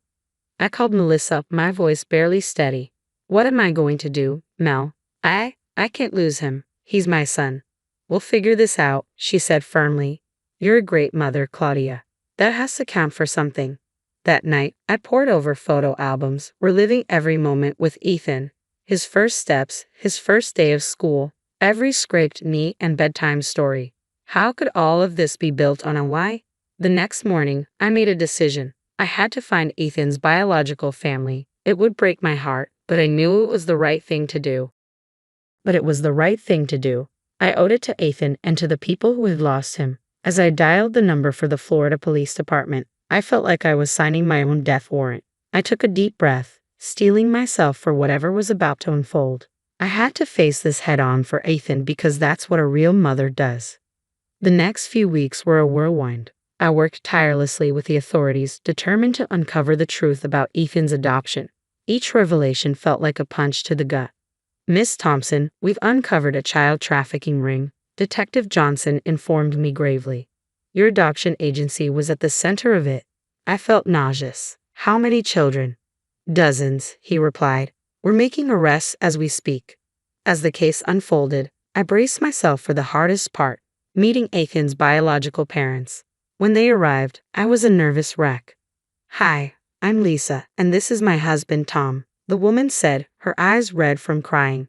We sat down, and I listened as they shared their heartbreaking story. "Our baby died," Tom said, his voice breaking. "We never even got to hold him." Just then, Ethan came home from school. The moment he walked in, Lisa gasped. "He looks just like you," she said softly. We spent hours talking, looking at photos, sharing stories. It felt surreal and emotional, but as the day wore on, I noticed Lisa watching Ethan with a mix of longing and love. Finally, she took a deep breath. "Claudia, we can see how much you love our son and how much he loves you," she said. Tom nodded in agreement. "We've talked about it, and we think Ethan should stay with you." I was stunned. "But he's your son." "Technically, he's your son too," Lisa said gently. "We'd like to be part of his life if you're open to that. But you're his mother. You've raised him, loved him. We can't take that away from you." Tears streamed down my face as we embraced, a mixture of laughter and grief hanging in the air. The legal proceedings that followed were intense. I testified against the adoption agency, my voice shaking but resolute. They didn't just steal children. I told the court. They stole Future's and family's trust. Robert's trial was separate but equally satisfying. Watching him led away in handcuffs lifted a weight off my shoulders. Through it all, Dr. Carter remained my rock. One evening, after a long day in court, we grabbed coffee and he took my hand. "Claudia, you're the strongest person I know," he said softly. I looked into his eyes and saw a future I hadn't dared hope for. Months later, we all met at the park. Me, Ethan, Lisa, and Tom. As I watched Ethan play soccer with Tom, Lisa sat beside me. "Thank you," she said. "Thank you for loving him when we couldn't." I squeezed her hand. "Thank you for sharing him with me." As the sun began to set, I reflected on our journey. It had been painful, terrifying, and at times felt impossible. But watching Ethan laugh with his birth father while his other mom sat beside me, I realized something profound. Family isn't just blood. It's love, sacrifice, and doing what's right, no matter the cost. Sometimes, family is what you make it. Against all odds, I found myself asking, if you were in Ethan's biological parents' shoes, could you give up your child to someone who raised them, even if it meant sacrificing your own chance to be their primary parent? What would you do in this situation? Hey there, I'm Nancy, 28, and I've been hustling as a hairdresser at Curl Up and Dye, this charming little salon in the heart of downtown. I genuinely love what I do. There's something almost magical about watching someone walk in feeling down, then seeing them light up with confidence after a fresh look. But here's the thing. I've got bigger dreams. Someday, I want to open my own place. Make my own rules, build my own brand. Anyway, I was putting the finishing touches on a killer balayage for one of my regulars, Tina, when my phone buzzed. Again, I didn't even need to look. I knew it was my sister, Megan. "Girl, your hair is fire," I told Tina, flashing her a grin while trying to ignore the phone practically vibrating out of my pocket. "Thanks, Nancy. You're a miracle worker," she said, admiring her reflection with a huge smile. The best part of my day, honestly. As soon as Tina left, I checked my phone. 5 missed calls and a text from Megan. "Need your help ASAP." I sighed, dialing her back. "Hey, Meg. What's going on?" "Nancy, thank God. I've got this interview tomorrow, and my roots are a mess. Can you fix me up? Pretty please." Her voice was tinged with that familiar urgency. I glanced at the clock. It was well past closing. "Meg, I don't know. It's kind of late." "Come on, sis. I can't afford salon prices right now. I'll make it up to you, I swear." That old familiar pang of guilt twisted in my stomach. Megan had been job hunting for months, and I knew she was strapped for cash. But this wasn't the first time she'd asked for a freebie. "Fine," I sighed. "Come by in an hour." As I hung up, my coworker and best friend Olivia poked her head around the corner, raising an eyebrow. "You're not seriously staying late again for your sister, are you?" I shrugged, a little defensive. "She needs help, Liv. What am I supposed to do?" Olivia rolled her eyes. "Nancy, you've got to stop letting people walk all over you, even if it is family." "It's not like that," I protested, but deep down, I knew she had a point. Just then, the bell over the door jingled, and in walked an absolute dreamboat of a guy. Tall, great hair, I always noticed that first, and a smile I could probably melt ice caps. "Hey, I'm Jake. I'm new in town and desperately need a trim. Any chance you could squeeze me in?" I glanced at the clock, then back at his hopeful face. "You know what? Why not? Hop in the chair, Jake." As I worked on Jake's hair, we talked about everything. His recent move for work, our shared love of obscure 80s movies. By the time I finished, I was smitten. "This is perfect," Jake said, running a hand through his freshly cut hair. "Hey, I know this might be a bit forward, but would you want to grab a coffee sometime?" My heart did a little flip. "I'd love to," I replied, grinning. Jake left, promising to call, and I felt like I was on cloud 9. Maybe Liv was right. Maybe it was time to start putting myself first. But just as I was basking in that thought, my phone buzzed again. Megan. Reality crashed back in. I had a sister who needed me, dreams to chase, and a lot of decisions to make. And something told me life was about to get even more complicated. Later that evening, as I was applying bleach to Megan's roots, our manager, Sarah, tapped me on the shoulder. "Nancy, can I have a word?" My heart sank as I followed her to the back office. "Look," she began, her tone a mix of concern and frustration. "I've noticed you staying late, using salon products. If you're doing side work, we need to discuss it. No, it's not that, I stammered. It's just my sister. She's going through a rough patch. Sarah's expression softened slightly. I get it. I nodded, feeling a knot tighten in my throat.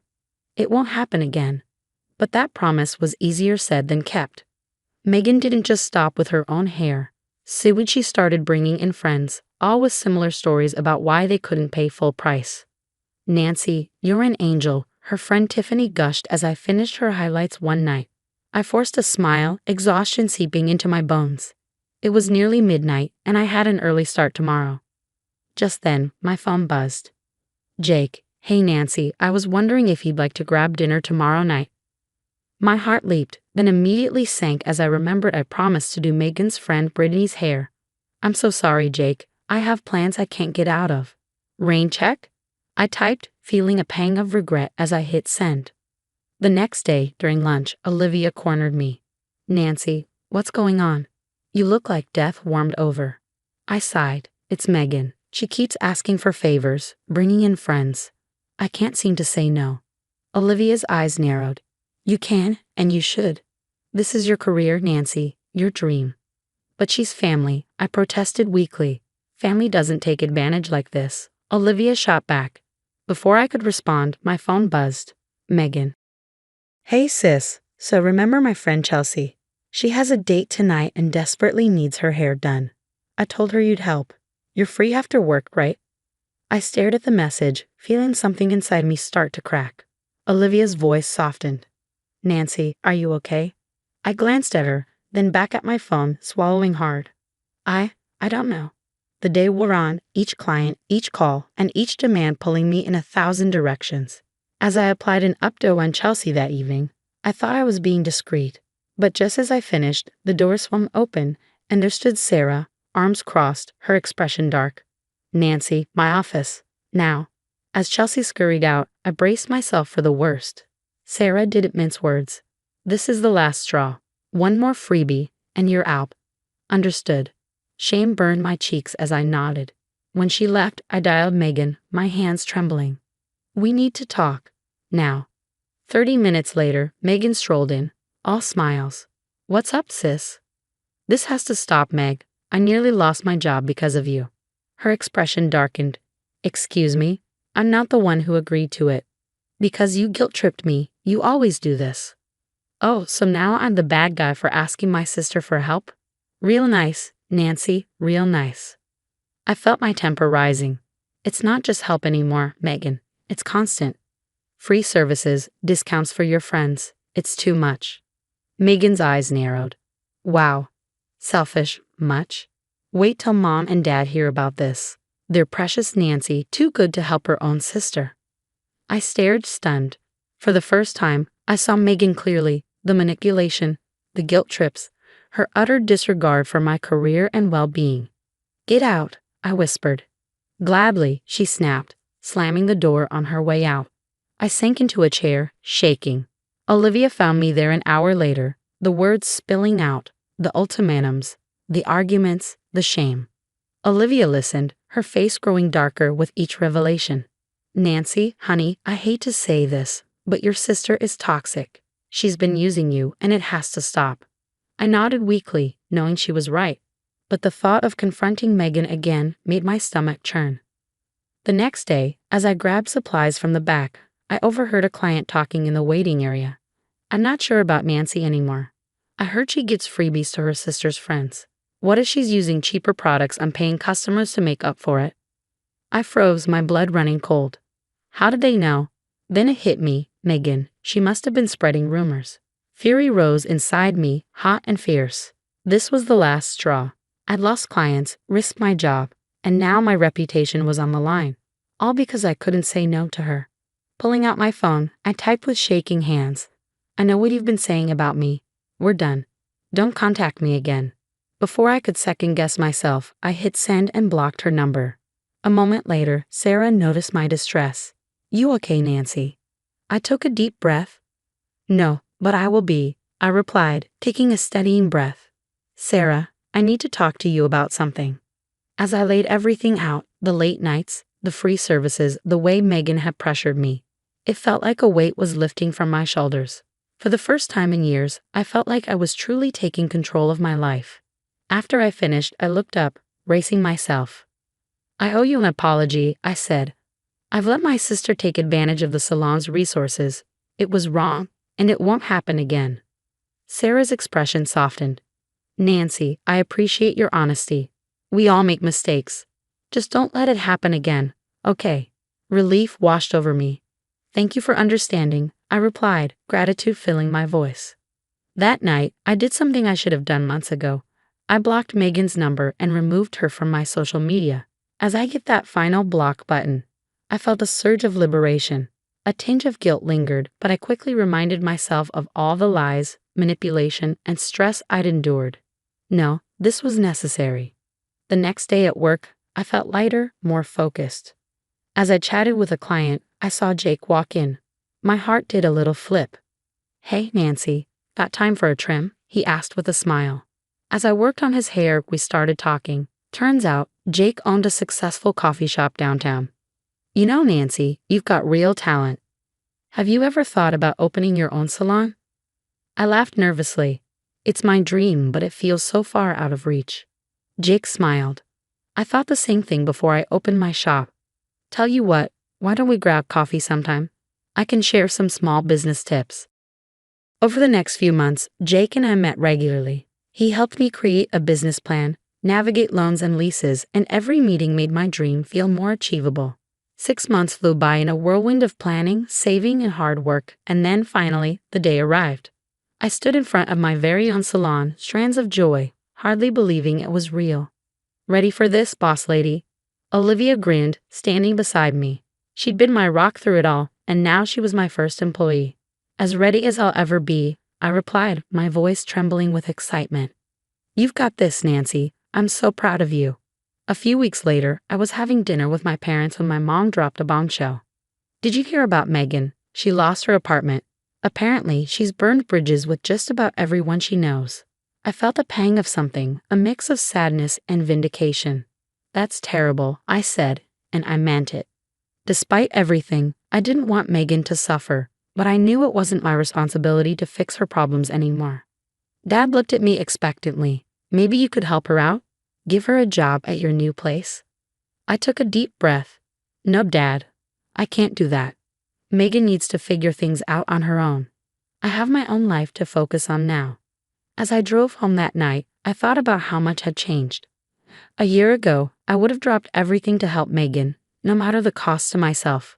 But now, I understood the importance of boundaries, of putting myself first sometimes. For the first time in my life, I felt truly, completely free. What would you do if a family member consistently took advantage of you? Would you cut ties like Nancy or handle it differently? Share your thoughts in the comments. If you enjoyed this tale of personal growth and setting boundaries, hit the like button and subscribe for more stories that'll get you thinking. Hello, everyone. I'm Amanda Matthew, a pediatrician based in Manhattan, and someone who's had to learn how to rise above family toxicity. You've probably heard the saying, success breeds enemies. Well, imagine combining success with a manipulative sister-in-law. That's my reality. I built my pediatric practice from the ground up and even helped my younger brother, Marcus, launch his construction company. We were always close until Regina entered the picture. "Your sister's always hanging around the office, isn't she?" I once overheard Regina whisper to Marcus. "Don't you think that's a bit controlling? I mean, just because she helped with the startup money." It started with subtle jabs like that, little remarks designed to plant doubt. The first time I met Regina was at a charity gala where Marcus was bidding for contracts. She was stunning, charming, and seemed genuinely interested in my work with children. "Dr. Matthew, your reputation precedes you," my mentor, Dr. Sarah, said during a staff meeting soon after. "We're so lucky to have you leading the pediatric department." I noticed Regina's polite smile falter. She was there to drop off lunch for Marcus, but her narrowed eyes betrayed something else. Then came the pregnancy announcement. "We're having a baby," Regina exclaimed at a family dinner, her excitement lighting up the room. Everyone was thrilled, especially me.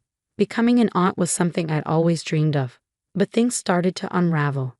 Lisa, Marcus's assistant, approached me at the office one day.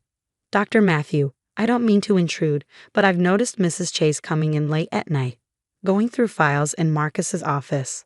I felt a chill run through me. Files? What files? Before I could make sense of it, Monica, Regina's former roommate, reached out to me on social media. "We need to talk about Regina," she wrote. "There's something you should know about her connection to Robert Chase." Robert Chase, Marcus's fiercest competitor, known for hostile takeovers and ruthless tactics. The mere mention of his name made my stomach churn. Regina's manipulation only became more apparent as her pregnancy progressed. I heard Amanda telling her doctor friends that my pregnancy choices are all wrong. Regina wailed to Marcus one evening. I didn't say that. I protested when Marcus confronted me. All I did was suggest a good prenatal vitamin brand. "Maybe you should focus on your own life, Amanda," Marcus snapped. "Not everyone needs your professional opinion." The words stung. Marcus and I had always been close. But now, Regina was driving a wedge between us, and I felt powerless to stop it. Then one night, I overheard Regina on the phone. "Everything's going according to plan. Trust me, Robert, by the time the baby arrives, Marcus won't have anyone left but me." I froze. Robert Chase. This wasn't just petty family drama anymore. It was a calculated plan to isolate Marcus, and Regina was at the center of it. At Regina's lavish baby shower in the Plaza Hotel's Crystal Ballroom, tension simmered just beneath the surface. The room sparkled with chandeliers and floral arrangements, but Regina was glued to her phone, furiously texting. "Dr. Matthew, could I ask your advice? My son's had this persistent cough," a colleague murmured during appetizers. Before I could respond, Regina's voice cut through the room. "Can we not turn my baby shower into your medical key in a session?" The room fell silent. All eyes were on us. Regina alternated between smirks and scowls as she opened gifts, her mood swinging like a pendulum. When she reached mine, a premium baby medical care kit and documentation of a college fund I'd set up, her smile turned icy. "How generous of super successful Aunt Amanda," she drawled, loud enough for everyone to hear. "Always showing off, aren't you? First your fancy doctor job, then funding Marcus's company, and now trying to control my baby's future. Regina, I just wanted." "Wanted what?" she snapped, standing up, her pregnancy not dulling the venom in her voice. "To prove you're better than me? That you'd be a better mother? That you know everything because you're a doctor?" "That's not true," I began, but she cut me off. "You just can't stand that Marcus has a life that doesn't revolve around you anymore." "That's not true." I started to defend myself, but the slap came out of nowhere. The sharp crack echoed through the ballroom. I stumbled backward, colliding with a table full of champagne glasses. Crystal shattered on the floor, and gasps rippled through the stunned crowd. Dr. Sarah rushed to my side, her voice calm but laced with fury. "I'm documenting this assault right now. That kind of force could have seriously injured her." "Stay out of this," Regina screamed, her face contorted with fake indignation. "She's been trying to ruin everything since day one. Acting all perfect, pretending to care about my baby while spreading lies about me." Marcus finally stepped forward, but not to help me. "Amanda, I think you should leave," he said, his voice cold. "You've upset her enough." I stared at him in disbelief. "Marcus, please, there's something you need to know about Regina." No more of your paranoid accusations," he snapped. "She's pregnant with my child, Amanda. And you can't stand not being the center of attention. Get out." Tears blurred my vision as security escorted me from the ballroom. Behind me, I could hear Regina's dramatic sobs and Marcus's voice soothing her. But when I glanced back, Regina's crocodile tears vanished. She locked eyes with me, her mouth twisting into a victorious smirk. Out in the rain-soaked parking lot, Dr. Sarah caught up with me.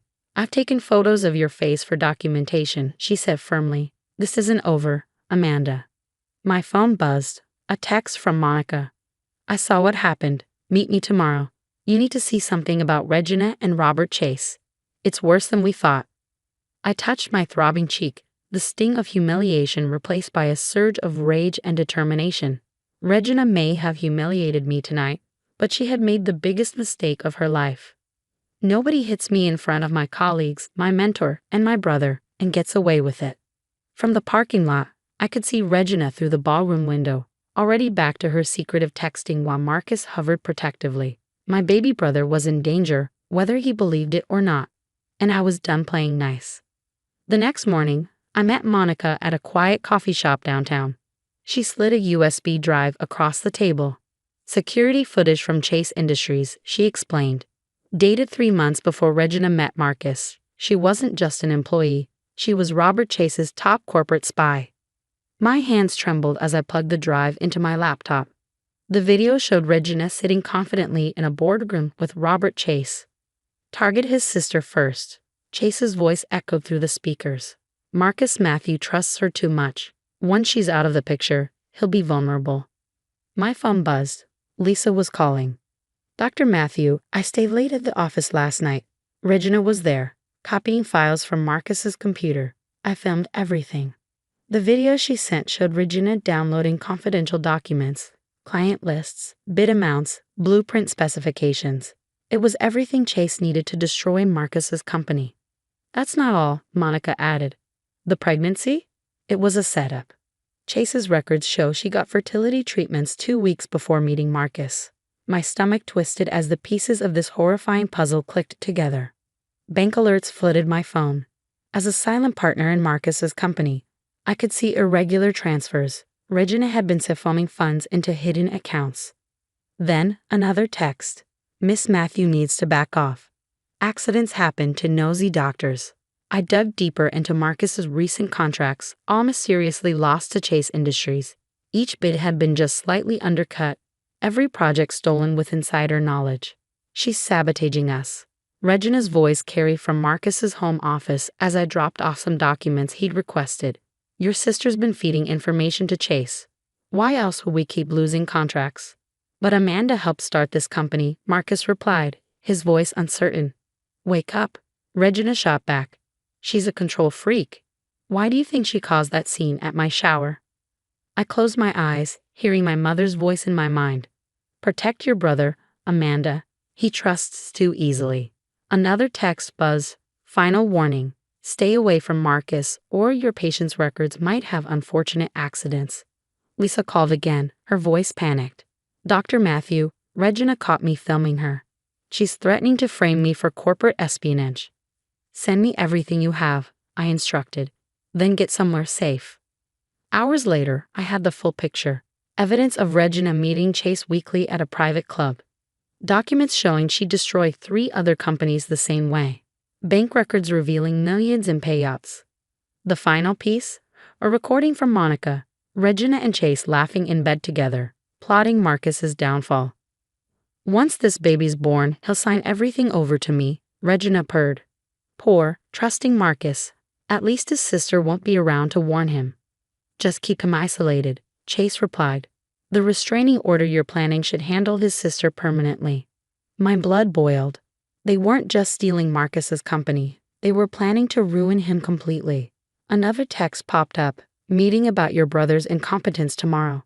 The board's voting to remove him. Shame you can't warn him. Shame on Regina. You messed with the wrong sister. A thunderstorm raged outside when Marcus burst into my office after hours. His face was pale, his hand trembling as he held his tablet. Your phone syncs to the house Wi-Fi, right? His voice cracked with a mix of rage and disbelief. Regina forgot to disconnect from it. He thrust the tablet toward me. The screen lit up with hundreds of WhatsApp messages between Regina and Robert Chase. My stomach churned as I scanned them. Intimate photos, whispered schemes. And then, Regina's pregnant belly visible in several compromising shots with Chase. Look at this one, Marcus said, scrolling with tears streaming down his face. The message read, Can't wait until this baby helps me take everything from this idiot. At least his controlling sister got what she deserved at the shower. Marcus, I'm so sorry, I began. No, he interrupted. I'm sorry. I didn't believe you. But now we're taking them both down. Over the next week, Marcus and I carefully orchestrated our plan. He played the devoted husband, feeding Regina fabricated details about a massive new development project. Baby, these plans for the new airport contract are incredible.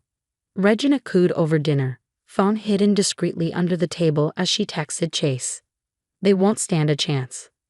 Chase Industries swallowed the bait without hesitation. Millions were poured into preparing for a project that didn't exist, even pushing them to take out massive loans. Regina's insider information had always been flawless. Why doubt it now? The trap was set. The day Chase Industries announced their bid, Marcus struck back. At an emergency board meeting, he presented everything. Regina's espionage, the affair, and her schemes. "And here's footage of her assaulting my sister at the baby shower," Marcus declared, his voice booming through the boardroom. Within hours, the fallout was catastrophic. Chase Industries' stock plummeted. Reporters picked up the story, and Regina's phone exploded with calls from furious investors and curious journalists. Her perfect facade shattered. "You ruined everything." Regina screamed outside the courthouse days later, moments after Marcus filed for divorce. "That baby was my ticket to." She stopped mid-sentence, realizing reporters were filming. But it was too late. The revelations came fast and furious. The fertility treatments before she even met Marcus, the sham marriage, the espionage scheme. Chase Industries teetered on the edge of bankruptcy while Regina's social circle evaporated overnight. 6 months later, I sat beside Marcus at a charity gala hosted by my medical practice. A news ticker rolled by on the screen nearby.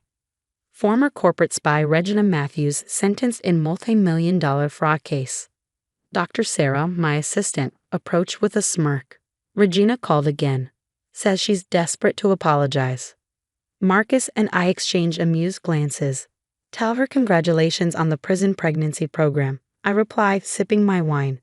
"I hear they have excellent prenatal care." The next day, the headline said it all.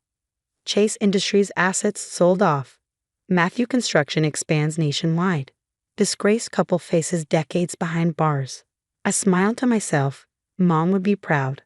I protected Marcus, just as I promised her I would. Regina learned the hard way: never underestimate a sister's love or her capacity for revenge.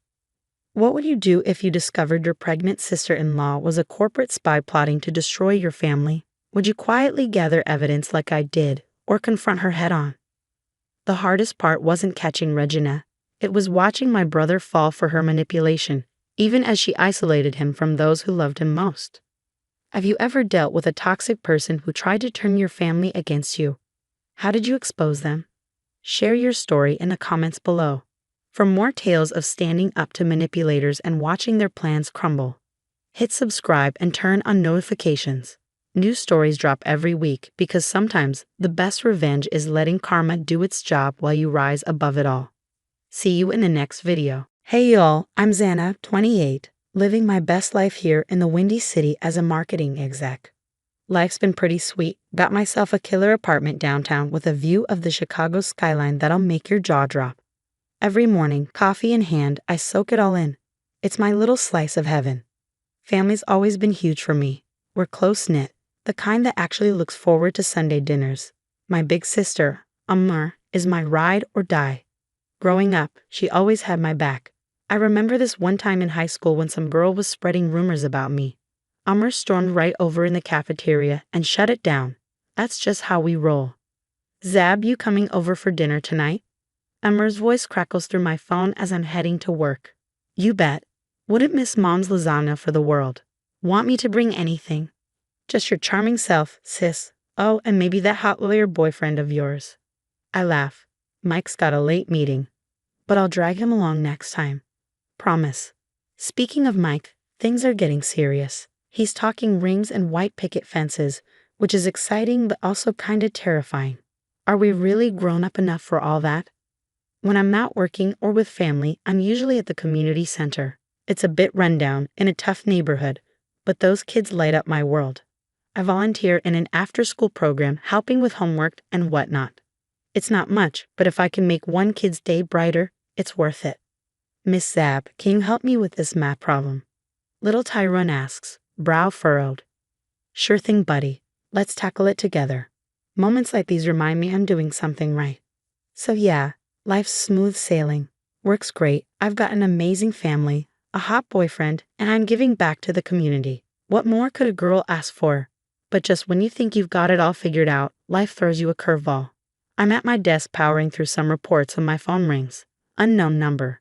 Normally, I'd let it go to voicemail, but something tells me to answer. Hello, is this Zanab Thompson? Yes, this is she. Who's calling? This is Sarah from Child Protective Services. I'm calling about your adopted child, Emily. We need to schedule a home visit. Wait. What? Adopted child? Emily? My mind races, my heart pounds. This has to be some mistake. I don't have any kids, let alone an adopted one. But as Sarah keeps talking, my stomach drops. This isn't a prank. It's real. And just like that, my perfect little world starts to crumble. Sarah, there must be some mistake. I've never adopted a child. Our records show otherwise, Ms. Thompson. We have adoption papers with your signature from 2 years ago. My head spins. 2 years ago, I was buried in a massive marketing campaign. There's no way I adopted a kid without knowing. I'm sorry, but this is impossible. Can you send me those papers? I stammer before hanging up, my hands shaking. This doesn't make any sense. I dial Amar's number. Hey sis, what's up? She answers, sounding cheerful. Amar, I need to see you. Now, I reply, voice trembling. It's important. An hour later, I'm pacing in her living room when she walks in, her expression shifting to worry. What's going on, Zab? You're scaring me. I take a deep breath, struggling to stay calm. I just got a call from CPS. They said I adopted a child 2 years ago, but I never did. The papers have my signature on them. My voice cracks. Amar, please tell me you know something about this. Her face drains of color, and she sinks onto the couch, hands trembling. Oh God, Zab. I am so sorry. It was me. I used your identity to adopt Emily. The room spins around me. You? What? How could you do this, Amar? She breaks down, tears streaming down her face. I was desperate. Jake and I tried everything to have a baby, and nothing worked. I saw how easy your life seemed, how you could have kids whenever you wanted. I snapped. Anger surges in me, my hands clenched. So you committed fraud? You used my name, my identity, for this. I never meant for you to find out, she sobs, burying her face in her hands. Jake and I were going to raise her, but he's leaving me now, and I can't do it alone. Zab, please, I need your help. I shake my head in disbelief. Help? You want me to take custody of a child I never agreed to adopt? To pay child support? She nods, guilt etched in every line of her face. Just until I get back on my feet. Please, sis, I don't know what else to do. I take a step back, shaking. Absolutely not, Amar. Do you even realize what you've done? This isn't just about an adoption. You stole my identity. I'm sorry, she whispers. I'll make it right. Just please, don't abandon Emily. She's innocent in all this. My head throbs, emotions colliding in my chest. I need to go. I turn for the door, unable to look at her. Zab, wait. What are you going to do? I pull my arm free from her grasp. I don't know, Amar. But whatever happens next is on you. I slam the door behind me. Outside, I slump against my car and my phone buzzes. It's Mike. Hey, babe. Want to grab dinner tonight? Not tonight, Mike. I need some time alone. I end the call, barely able to think straight. As I start the engine, another notification pops up on my phone. Subject: Legal notice. Child support claim. My stomach drops. This nightmare is just beginning. The next day, I'm sitting across from my lawyer, Melissa, who's frowning as she reviews the documents. This is worse than we thought, Zav, she says. Your sister didn't just forge adoption papers. She's opened multiple credit cards and loans in your name. It's a full-blown identity theft case. My chest tightens. How bad is it? We're looking at tens of thousands in debt. And I found evidence she's been stealing from your parents, too. The room blurs as my stomach churns. What do we do? We need to file a police report. This is criminal, Zanab. Are you prepared to press charges? The thought of Amir in handcuffs makes me hesitate, but my resolve is hardening. I need time to think. Later, I'm stress cleaning my apartment when Mike shows up. Babe, what's going on? You've been dodging my calls. I break down, telling him everything. He listens, his lawyer brain working overtime. You need to cut ties with Amir, Zab. She's toxic. But she's my sister, I argue. A sister who stole your identity and ruined your credit. Wake up, Zanab. His tone cuts deep. You don't get it, Mike. This isn't some client's problem you can solve with legal jargon. This is my family. The argument escalates until he storms out, leaving me feeling more alone than ever. Desperate, I call my best friend Tasha. Girl, I'm coming over, she says firmly. Don't move. An hour later, she's by my side, helping me comb through old bank statements. She points to a series of transactions. These match the dates of the credit card openings. We've got her, Z. I swallow hard, the betrayal settling in. I'm pressing charges. The next day, I'm at my parents' house, bracing myself. Mom, Dad, there's something I need to tell you. As I explain, their faces shift from confusion to disbelief to anger. That's impossible, Mom says, shaking her head. Amr would never. Dad cuts in. Are you sure you didn't agree to this adoption and just forgot? You've always been forgetful. Seriously? You're taking her side? I choke on the words, feeling crushed. I can't believe you don't trust me. We're not taking sides, Mom insists, voice shaking. But this is a serious accusation. Maybe if we all sat down together. No, I stand, fighting back tears. I can't believe you doubt me, your own daughter. Ignoring their pleas, I walk out. I'm on my own in this fight, but I'm not backing down. It's time to clear my name, no matter the cost. The courtroom feels suffocating as I take the stand, staring at Amr sitting across from me, looking smaller than I've ever seen her. Miss Thompson, please recount when you first learned of the fraudulent adoption. I clear my throat, gathering every ounce of strength. It was a regular Tuesday. As I recount the call from CPS, Amr's lawyer tries to undermine me. Isn't it possible you agreed to this adoption and simply forgot? Absolutely not. I would never forget adopting a child, I respond firmly. The prosecution presents mountains of evidence, forged signatures, credit card statements, even security footage of Amr using my credit cards. The courtroom erupts as Amr breaks down, sobbing. I'm so sorry, Zab. I never meant for it to go this far, she cries. The judge's gavel echoes through the room. Amira Thompson, you are hereby sentenced to 5 years in prison for multiple counts of fraud and embezzlement. As they lead her away, I feel a mix of relief and sadness. It's finally over, but at a heavy cost. Outside the courtroom, my parents approach, looking hesitant. Zab, honey, we owe you an apology. My mom begins, her voice cracking. Dad nods, his eyes downcast. We should have believed you from the start. Can you forgive us? I'm torn. Part of me wants to hug them, but the pain is still fresh. I need time. I manage. In the weeks that follow, CPS arranges for Emily to be placed with a loving family who went through the proper adoption process. The court and CPS ensured her well-being, giving her a fresh start and shielding her from the complexities of Amar's actions. Knowing she's in a caring home gives me a small sense of peace. Back at work, my boss Janet calls me into her office. Zanab, I've been impressed with how you've handled yourself through all of this. We'd like to offer you a promotion. Head of marketing for our New York office. I'm stunned. New York? Wow, can I think about it? That night, I meet Mike at our favorite restaurant. The tension is palpable. I got offered a promotion in New York, I tell him. He looks surprised and frowns. You're not considering it, are you? Your whole life is here. My whole life just got turned upside down, Mike. Maybe I need a fresh start. What about us? Am I supposed to uproot my career for you? His words sting. I realize that we're on different paths. I don't think there is an us anymore, Mike. We want different things. The breakup is painful, but as I walk away, I feel lighter. The next day, I join a support group for identity theft victims, and sharing my story helps me heal. I'm inspired by the strength of the people I meet, and for the first time in months, I feel like myself again. One evening, as I pack for New York, Tasha comes over to help. You sure about this, Thee? It's a big move. I look around at my half-empty apartment and smile.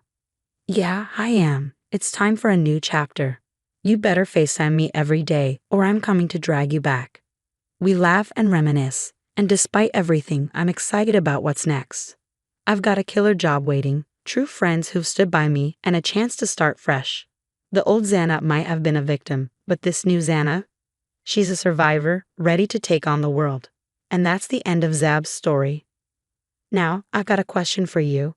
If you were in her shoes, would you be able to forgive Amr and your parents for their betrayal?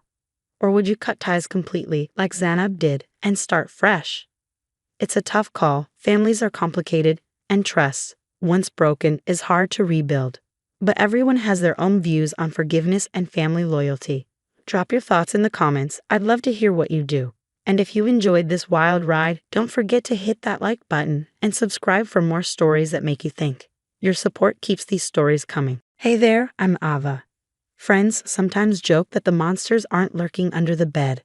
They're sitting at the dinner table. I'm 28, back in my childhood home, trying to make it as an artist. Sounds cozy, right? Well, it was until my world got turned upside down. It all started after Dad passed. We were close, him and me, thick as thieves. He always believed in my art, even when others called me crazy for pursuing it. His death hit like a freight train. I was in my studio, staring at a blank canvas, when my sister Melissa walked in with her husband, Derek. "We're worried about you," Melissa said, her eyes flitting around the cluttered room. Derek chimed in, "Yeah, this place is a dump. How about we help you clean up?" I bristled. "Thanks, but I've got it under control." But they didn't leave. In fact, they started hanging around more. At first just company, but then things started shifting. Derek began making decisions, little by little. "We should repaint the living room," he'd say, or "that old couch has got to go." I tried to ignore it, but it felt like he was slowly erasing Dad's memory. Melissa changed too, following his lead instead of backing me up like she used to. One night, I went to the kitchen for a midnight snack and overheard them. "Melissa, honey, we need to talk about the house." Derek's voice was low, urgent. "What about it?" She sounded hesitant. "Don't you think it's time we made some changes? Ava's not exactly contributing much." My blood ran cold. Were they planning to kick me out? "But it's her home too," Melissa protested, though her voice was barely a whisper. "Is it though? Your dad's gone. She's just freeloading." I stood there, frozen, heart racing. My own sister, plotting with him in my home. In that moment, I knew one thing. A battle was coming, and I'd be damned if I let them win. Little did I know, the worst was yet to come. But hey, they say what doesn't kill you makes you stronger, right? Guess I was about to find out. The next few weeks felt like walking on eggshells. Derek's grip on the house, and on Melissa, tightened. He was everywhere, changing locks, moving my things.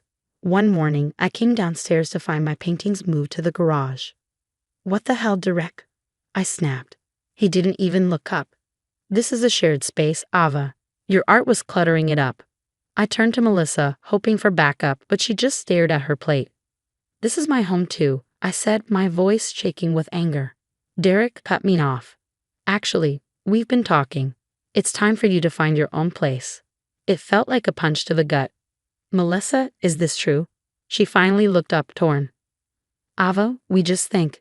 Maybe it's time for a change." "No," I planted my feet, defiant. "I'm not leaving. This is my home, and Dad."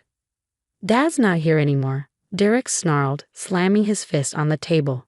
The outburst startled us both, but in Melissa's eyes, I saw fear. This was about more than the house.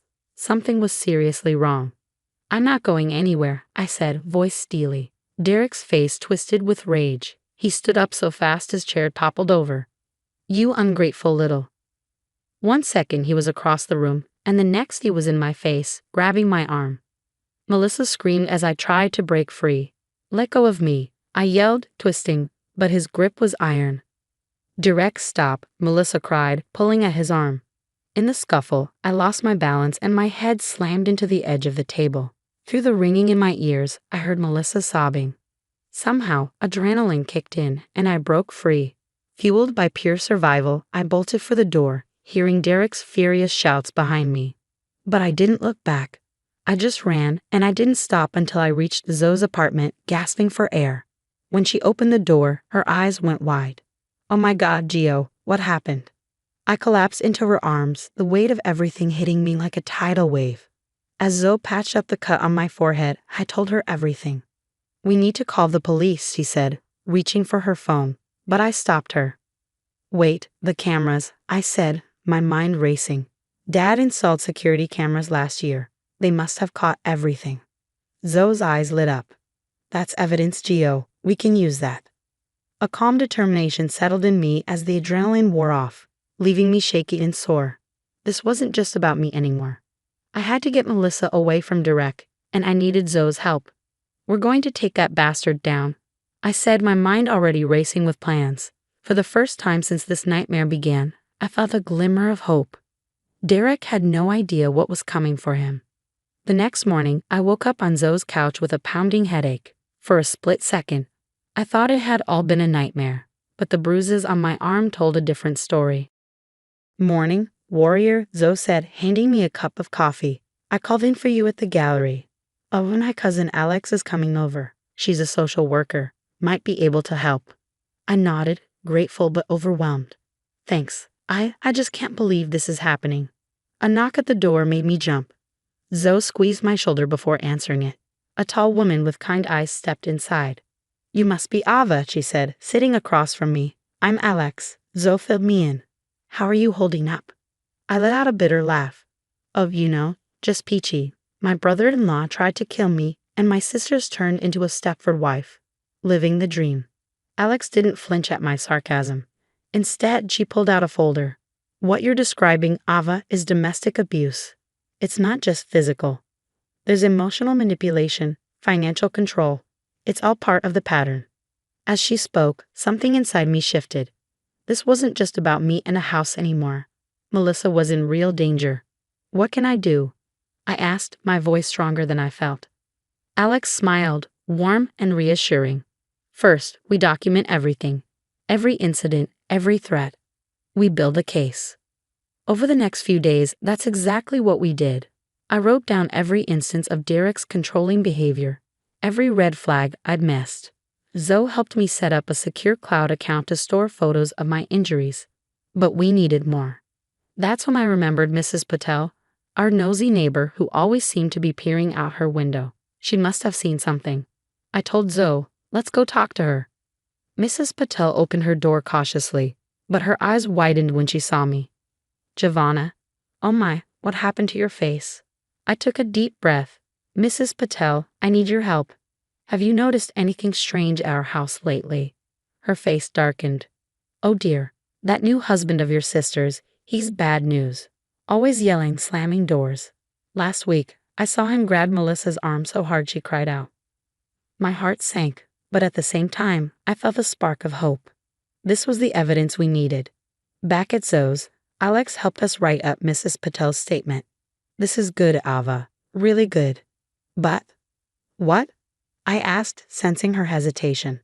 We need to report this, file a police report, get a restraining order. It's the only way to truly protect you and Melissa. Fear gripped me. What if they don't believe me? What if it makes things worse for Melissa? Zoe grabbed my hand, looking me in the eyes. Gio, remember what your dad always said. Courage isn't the absence of fear, it's acting in spite of it. I closed my eyes, picturing Dad's face. What would he do if he knew what was happening to his daughters? Okay, I said, opening my eyes with newfound determination. Let's do it. Let's take this bastard down. Alex nodded, a fierce look in her eyes. I'll make some calls. We'll go to the station first thing tomorrow. That night, I lay awake in bed, restless. I kept thinking about Melissa, trapped in that house with Derek. But for the first time in weeks, I felt a glimmer of hope. We had a plan. We had evidence. And most importantly, we had each other. Tomorrow, the real fight would begin. I wasn't just bruised and scared anymore. I was ready. Derek had no idea what was coming for him. I might have left that house, broken and scared, but I was coming back. Stronger than ever. Watch out, Derek. Your reign of terror is about to end. The police station loomed ahead, a fortress of justice. With Zoe and Alex flanking me, I took a deep breath and pushed through the doors. The weight of the evidence in my hands felt like a ticking bomb. We're here to report a domestic violence incident, Alex said firmly to the officer at the desk. The detective assigned to our case, a stern-faced woman named Rodriguez, listened intently as we laid out our case. When we finally got to the security footage, Detective Rodriguez's eyebrows shot up. This is irrefutable evidence, she said, her eyes glued to the screen. We're bringing him in. What followed was a whirlwind. Derek was arrested and Melissa was brought in for questioning.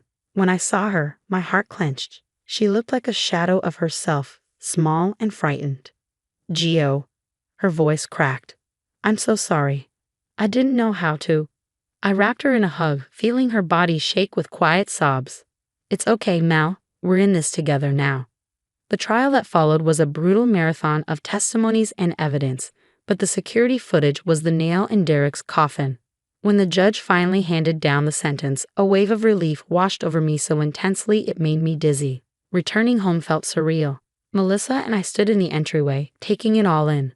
It feels different, she murmured. I nodded. Yeah, but it's ours again. We can make it feel like home. The healing process was slow and often painful. Melissa dove into therapy, gradually finding her strength again. I channeled my emotions into my art, creating pieces that screamed of pain, resilience, and hope. One day, as I was painting in a living room, Melissa approached me. Gio, I know I messed up, she said quietly. I let him come between us, and I'm so sorry. I put down my brush, weighing her words. Mel, you're my sister, and I love you. But you're right, we have a lot to work through. It's going to take time. She nodded, determination shining in her eyes. I'm ready to put in the work if you are. Months passed, and our lives began to transform. My art career took off, with galleries eager to showcase my pieces that told a story of survival and renewal. Melissa found her purpose in starting a support group for abuse survivors. I even began volunteering at a women's shelter, sharing my story and helping others find their inner warrior. Every time I spoke, I saw a reflection of my past self in their eyes, scared, but with a flicker of hope. At my latest exhibition opening, I stood before the centerpiece, a massive canvas of a phoenix rising from ashes, two women emerging from its wings. It's us, isn't it? Melissa said softly, joining me. I smiled, squeezing her hand. Yeah, it is. We rose from the ashes, Mel. Look how far we've come. As I gazed at the painting, a profound sense of peace settled over me. We had faced our demons, fought our battles, and emerged stronger. Our story wasn't just about survival anymore. It was about triumph. And now I have a question for you. If you were in Gio's shoes, would you have forgiven Melissa for her role in the abuse, or would you have cut ties completely? Where do you draw the line between family loyalty and self-protection? It's a tough question, and there's no right or wrong answer. Drop your thoughts in the comments below. I'm curious to hear what you think. Hi, I'm Patricia, a 45-year-old single mom with more family drama than a soap opera. My life's been a whirlwind since my son Jack married Lisa 3 years ago. They blessed me with twin grandkids, Emma and Ethan, who light up my world. But let me tell you, it hasn't all been sunshine and rainbows. Lisa's parents, the Prestons, are prominent figures in our small town. When the twins were born, I expected them to be overjoyed. Wrong. I overheard Mr. Preston muttering at the hospital, another burden on the family name, and let me tell you, my blood boiled. But I bit my tongue, for Jack and Lisa's sake. For 2 years, the Prestons barely acknowledged Emma and Ethan. No birthday cards, no Christmas presents, nothing. It was heartbreaking to see Lisa try to mask her disappointment every time they declined an invitation to visit. Meanwhile, Jack was pouring his heart and soul into his tech startup, and I did what I could to help out, juggling my nursing shifts to watch the twins whenever possible. One night, as I was putting them to bed, Jack burst in, his face glowing. Mom, we got our first major investor, he exclaimed, and I was thrilled. But something in my gut warned me trouble was brewing. Sure enough, the next day I got a call from Lisa. Patricia, you won't believe it. My parents want to come over for dinner tonight, she said, her voice laced with hope and confusion. I raised an eyebrow. What's the occasion? She hesitated, then replied, they said they want to celebrate Jack's success. That dinner felt like watching a slow-motion car crash. The Prestons were all smiles and congratulations, but their eyes were as cold as ice. Jack, my boy, Mr. Preston boomed, clapping him on the back. We always knew you had it in you, didn't we, dear? Mrs. Preston nodded, a strained smile barely touching her eyes. I couldn't help but stifle a laugh, earning a pointed look from Lisa. She knew, just as well as I did, that their sudden enthusiasm was anything but genuine.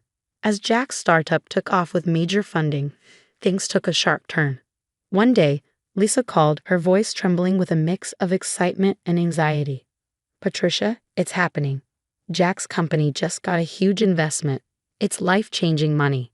My heart swelled with pride, but a warning bell sounded in my head. That's amazing, sweetheart. How are you feeling about it? She hesitated. I'm not sure. My parents are suddenly very involved. And boy, were they ever. The Prestons started showing up at Jack and Lisa's house almost daily.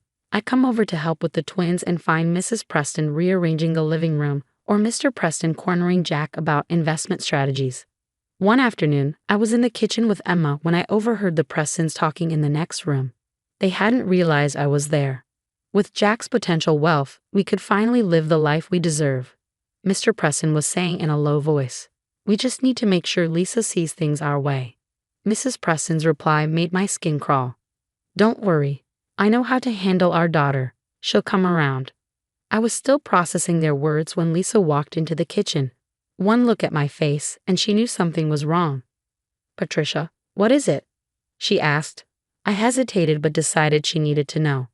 As I recounted what I'd overheard, Lisa's expression shifted from shock to hurt to anger. I can't believe it, she whispered, a painful realization dawning on her. But it explains so much. In the weeks that followed, Lisa became more aware of her parents' behavior. Almost daily, she called to share her suspicions. Mom kept pushing me to ask Jack about his stock options today, she confided one evening. When I said I didn't want to bother him with that, she looked so disappointed in me. I nodded, recalling similar manipulative tactics. Honey, I hate to say it, but I took a deep breath, holding Lisa tight. You're doing the right thing, sweetie, I whispered. We'll make sure they don't tear this family apart. Lisa pulled back, wiping her eyes. I never wanted to believe my parents could stoop this low. But after hearing that recording, her voice broke, anger and pain flashing in her eyes. They've been manipulating me my whole life, haven't they? I nodded gently. Yes, and I think they see Jack's success as their last chance to latch onto something big. But they underestimated you, and they certainly underestimated us. Jack's company was on the brink of an IPO, and when it went public, his net worth skyrocketed overnight. The Prestons wasted no time.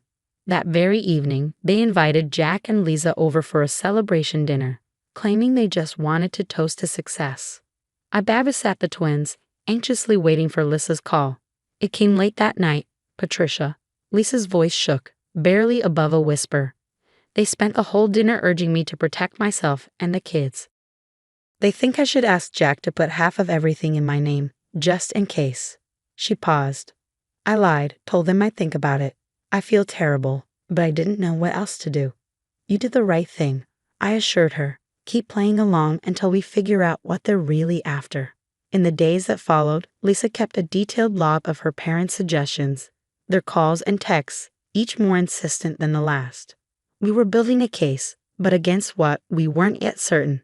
That's when I knew it was time to bring in help. Lisa, I said one afternoon as she came over with the kids, there's someone I'd like you to meet, my friend Sarah. She's a family lawyer. I think she can help us sort through all of this. Lisa looked uncertain. A lawyer? You really think it's that serious? I squeezed her hand. I hope it isn't, but we need to be prepared. I have a feeling your parents are planning something big. With a reluctant nod, Lisa agreed, and we met with Sarah the next day. As we laid out the whole tangled mess, Sarah's face grew more serious with every word. This is concerning, Sarah said, leaning forward. Lisa, have your parents always tried to steer your life like this? Lisa's brow furrowed as memories surfaced. Actually, yes. Even when Jack and I were dating, they'd subtly point out his flaws, tell me I could do better. And when I was choosing a college, they practically forced me to attend their alma mater. I chimed in. And they always seemed to hold Lisa back, control her choices. It's more than just meddling. Sarah nodded, jotting down notes. It sounds like a pattern of control, which may run even deeper. Lisa, document everything. Every interaction, every text. We need a clear picture of what's happening here. As we dove further, a chilling pattern emerged. Sarah uncovered troubling stories about the Prestons. They had a history of ingratiating themselves with successful people, only to use them for financial gain and discard them when they no longer served a purpose. Then one evening, Lisa called me in tears. Patricia, I just remembered something. Last year, when Jack was working late, my mom kept hinting that he might be cheating. She even offered to hire a private investigator. I can't believe I almost let her make me doubt him. Oh, honey, I sighed, my heart aching for her. You couldn't have known. They're your parents. You trusted them. That's when Lisa began recording their conversations, and what we heard was chilling. In one recording, Mr. Preston said, "Once we have control of the twins' trust funds, we'll be set for life. Lisa just needs to play her part." And Mrs. Preston's voice followed, smooth and confident. "It's for the best, really. Jack's too busy with the company, and Lisa's always been easily overwhelmed. The children will be much better off with us." Lisa played the recording for me, her hands trembling. How could they talk about my children like that? I wrapped her in a hug as her tears soaked my shoulder. "We won't let them get away with this, Lisa. I promise you that." The Prestons had one last card to play. The day the custody papers arrived, I thought Lisa might collapse from shock. "They're suing for grandparents' rights," she whispered, staring at the documents in disbelief. "They're claiming Jack and I are too inexperienced to handle our new wealth and raise the twins properly." I felt a surge of anger at their audacity, but Jack's voice cut through my frustration. He was standing in the doorway, confusion clouding his face. "What's going on?" Lisa and I exchanged a glance. It was time for Jack to hear the full story. For the next hour, we laid it all out: the manipulation, the recordings, and now the custody suit. Jack's expression shifted from confusion to shock, then anger, and finally, a fierce determination. "I can't believe I didn't see this," he muttered, running a hand through his hair. "Lisa, I'm so sorry. I should have been paying more attention." Lisa took his hand, her gaze steady. "It's not your fault, Jack. They fooled all of us for a long time." Jack squeezed her hand, then looked over at me. "What do we do now?" I smiled, pride swelling in my chest. "We fight back. Together." The next few weeks were a whirlwind. Jack threw himself into learning every aspect of the case, often working late into the night with Sarah, our lawyer. Lisa kept gathering evidence, now viewing every interaction with her parents through a lens of suspicion and hurt. And I did what I do best. I supported my family, there for every tear, every doubt, every small victory. One evening, as we sat around the kitchen table, surrounded by legal documents, Jack looked up at Lisa and me, a small smile on his face. "You know," he said, "they thought they could tear us apart with all this. But look at us now." Lisa nodded, her eyes shining. "We're stronger than ever." I felt a lump in my throat as I looked at my resilient, determined children. The Prestons had no idea what they were up against. We were a family, united and ready for whatever came next. The day of the trial arrived, and the whole town seemed to be buzzing. Sarah was a force of nature in the courtroom, presenting our mountain of evidence with surgical precision. When Lisa took the stand, my heart swelled with pride. Her voice shook at first but grew stronger as she laid bare her parents' manipulation and greed. "They never cared about my children," she said, her eyes flashing. "They only saw dollar signs." The recordings we gathered were damning. Hearing the Prestons coldly discuss using their own grandchildren for financial gain sent a ripple of disgust through the courtroom. But the real blow came when several of the Prestons' former associates testified. Their stories of broken friendships and financial exploitation painted a damning picture of the Prestons' true character. Watching them squirm in their seats, I almost felt sorry for them. Almost. Their attempts to discredit Lisa only backfired, making them look even worse. When the judge dismissed their case, calling their behavior reprehensible, I let out a breath I didn't know I'd been holding. The aftermath was swift. Our small community, once charmed by the Prestons, turned its back on them. They became pariahs overnight. Lisa made a short but powerful public statement: "I'm cutting ties with my parents." Then she turned to Jack and me. "And to both of you, I'm sorry I ever doubted you."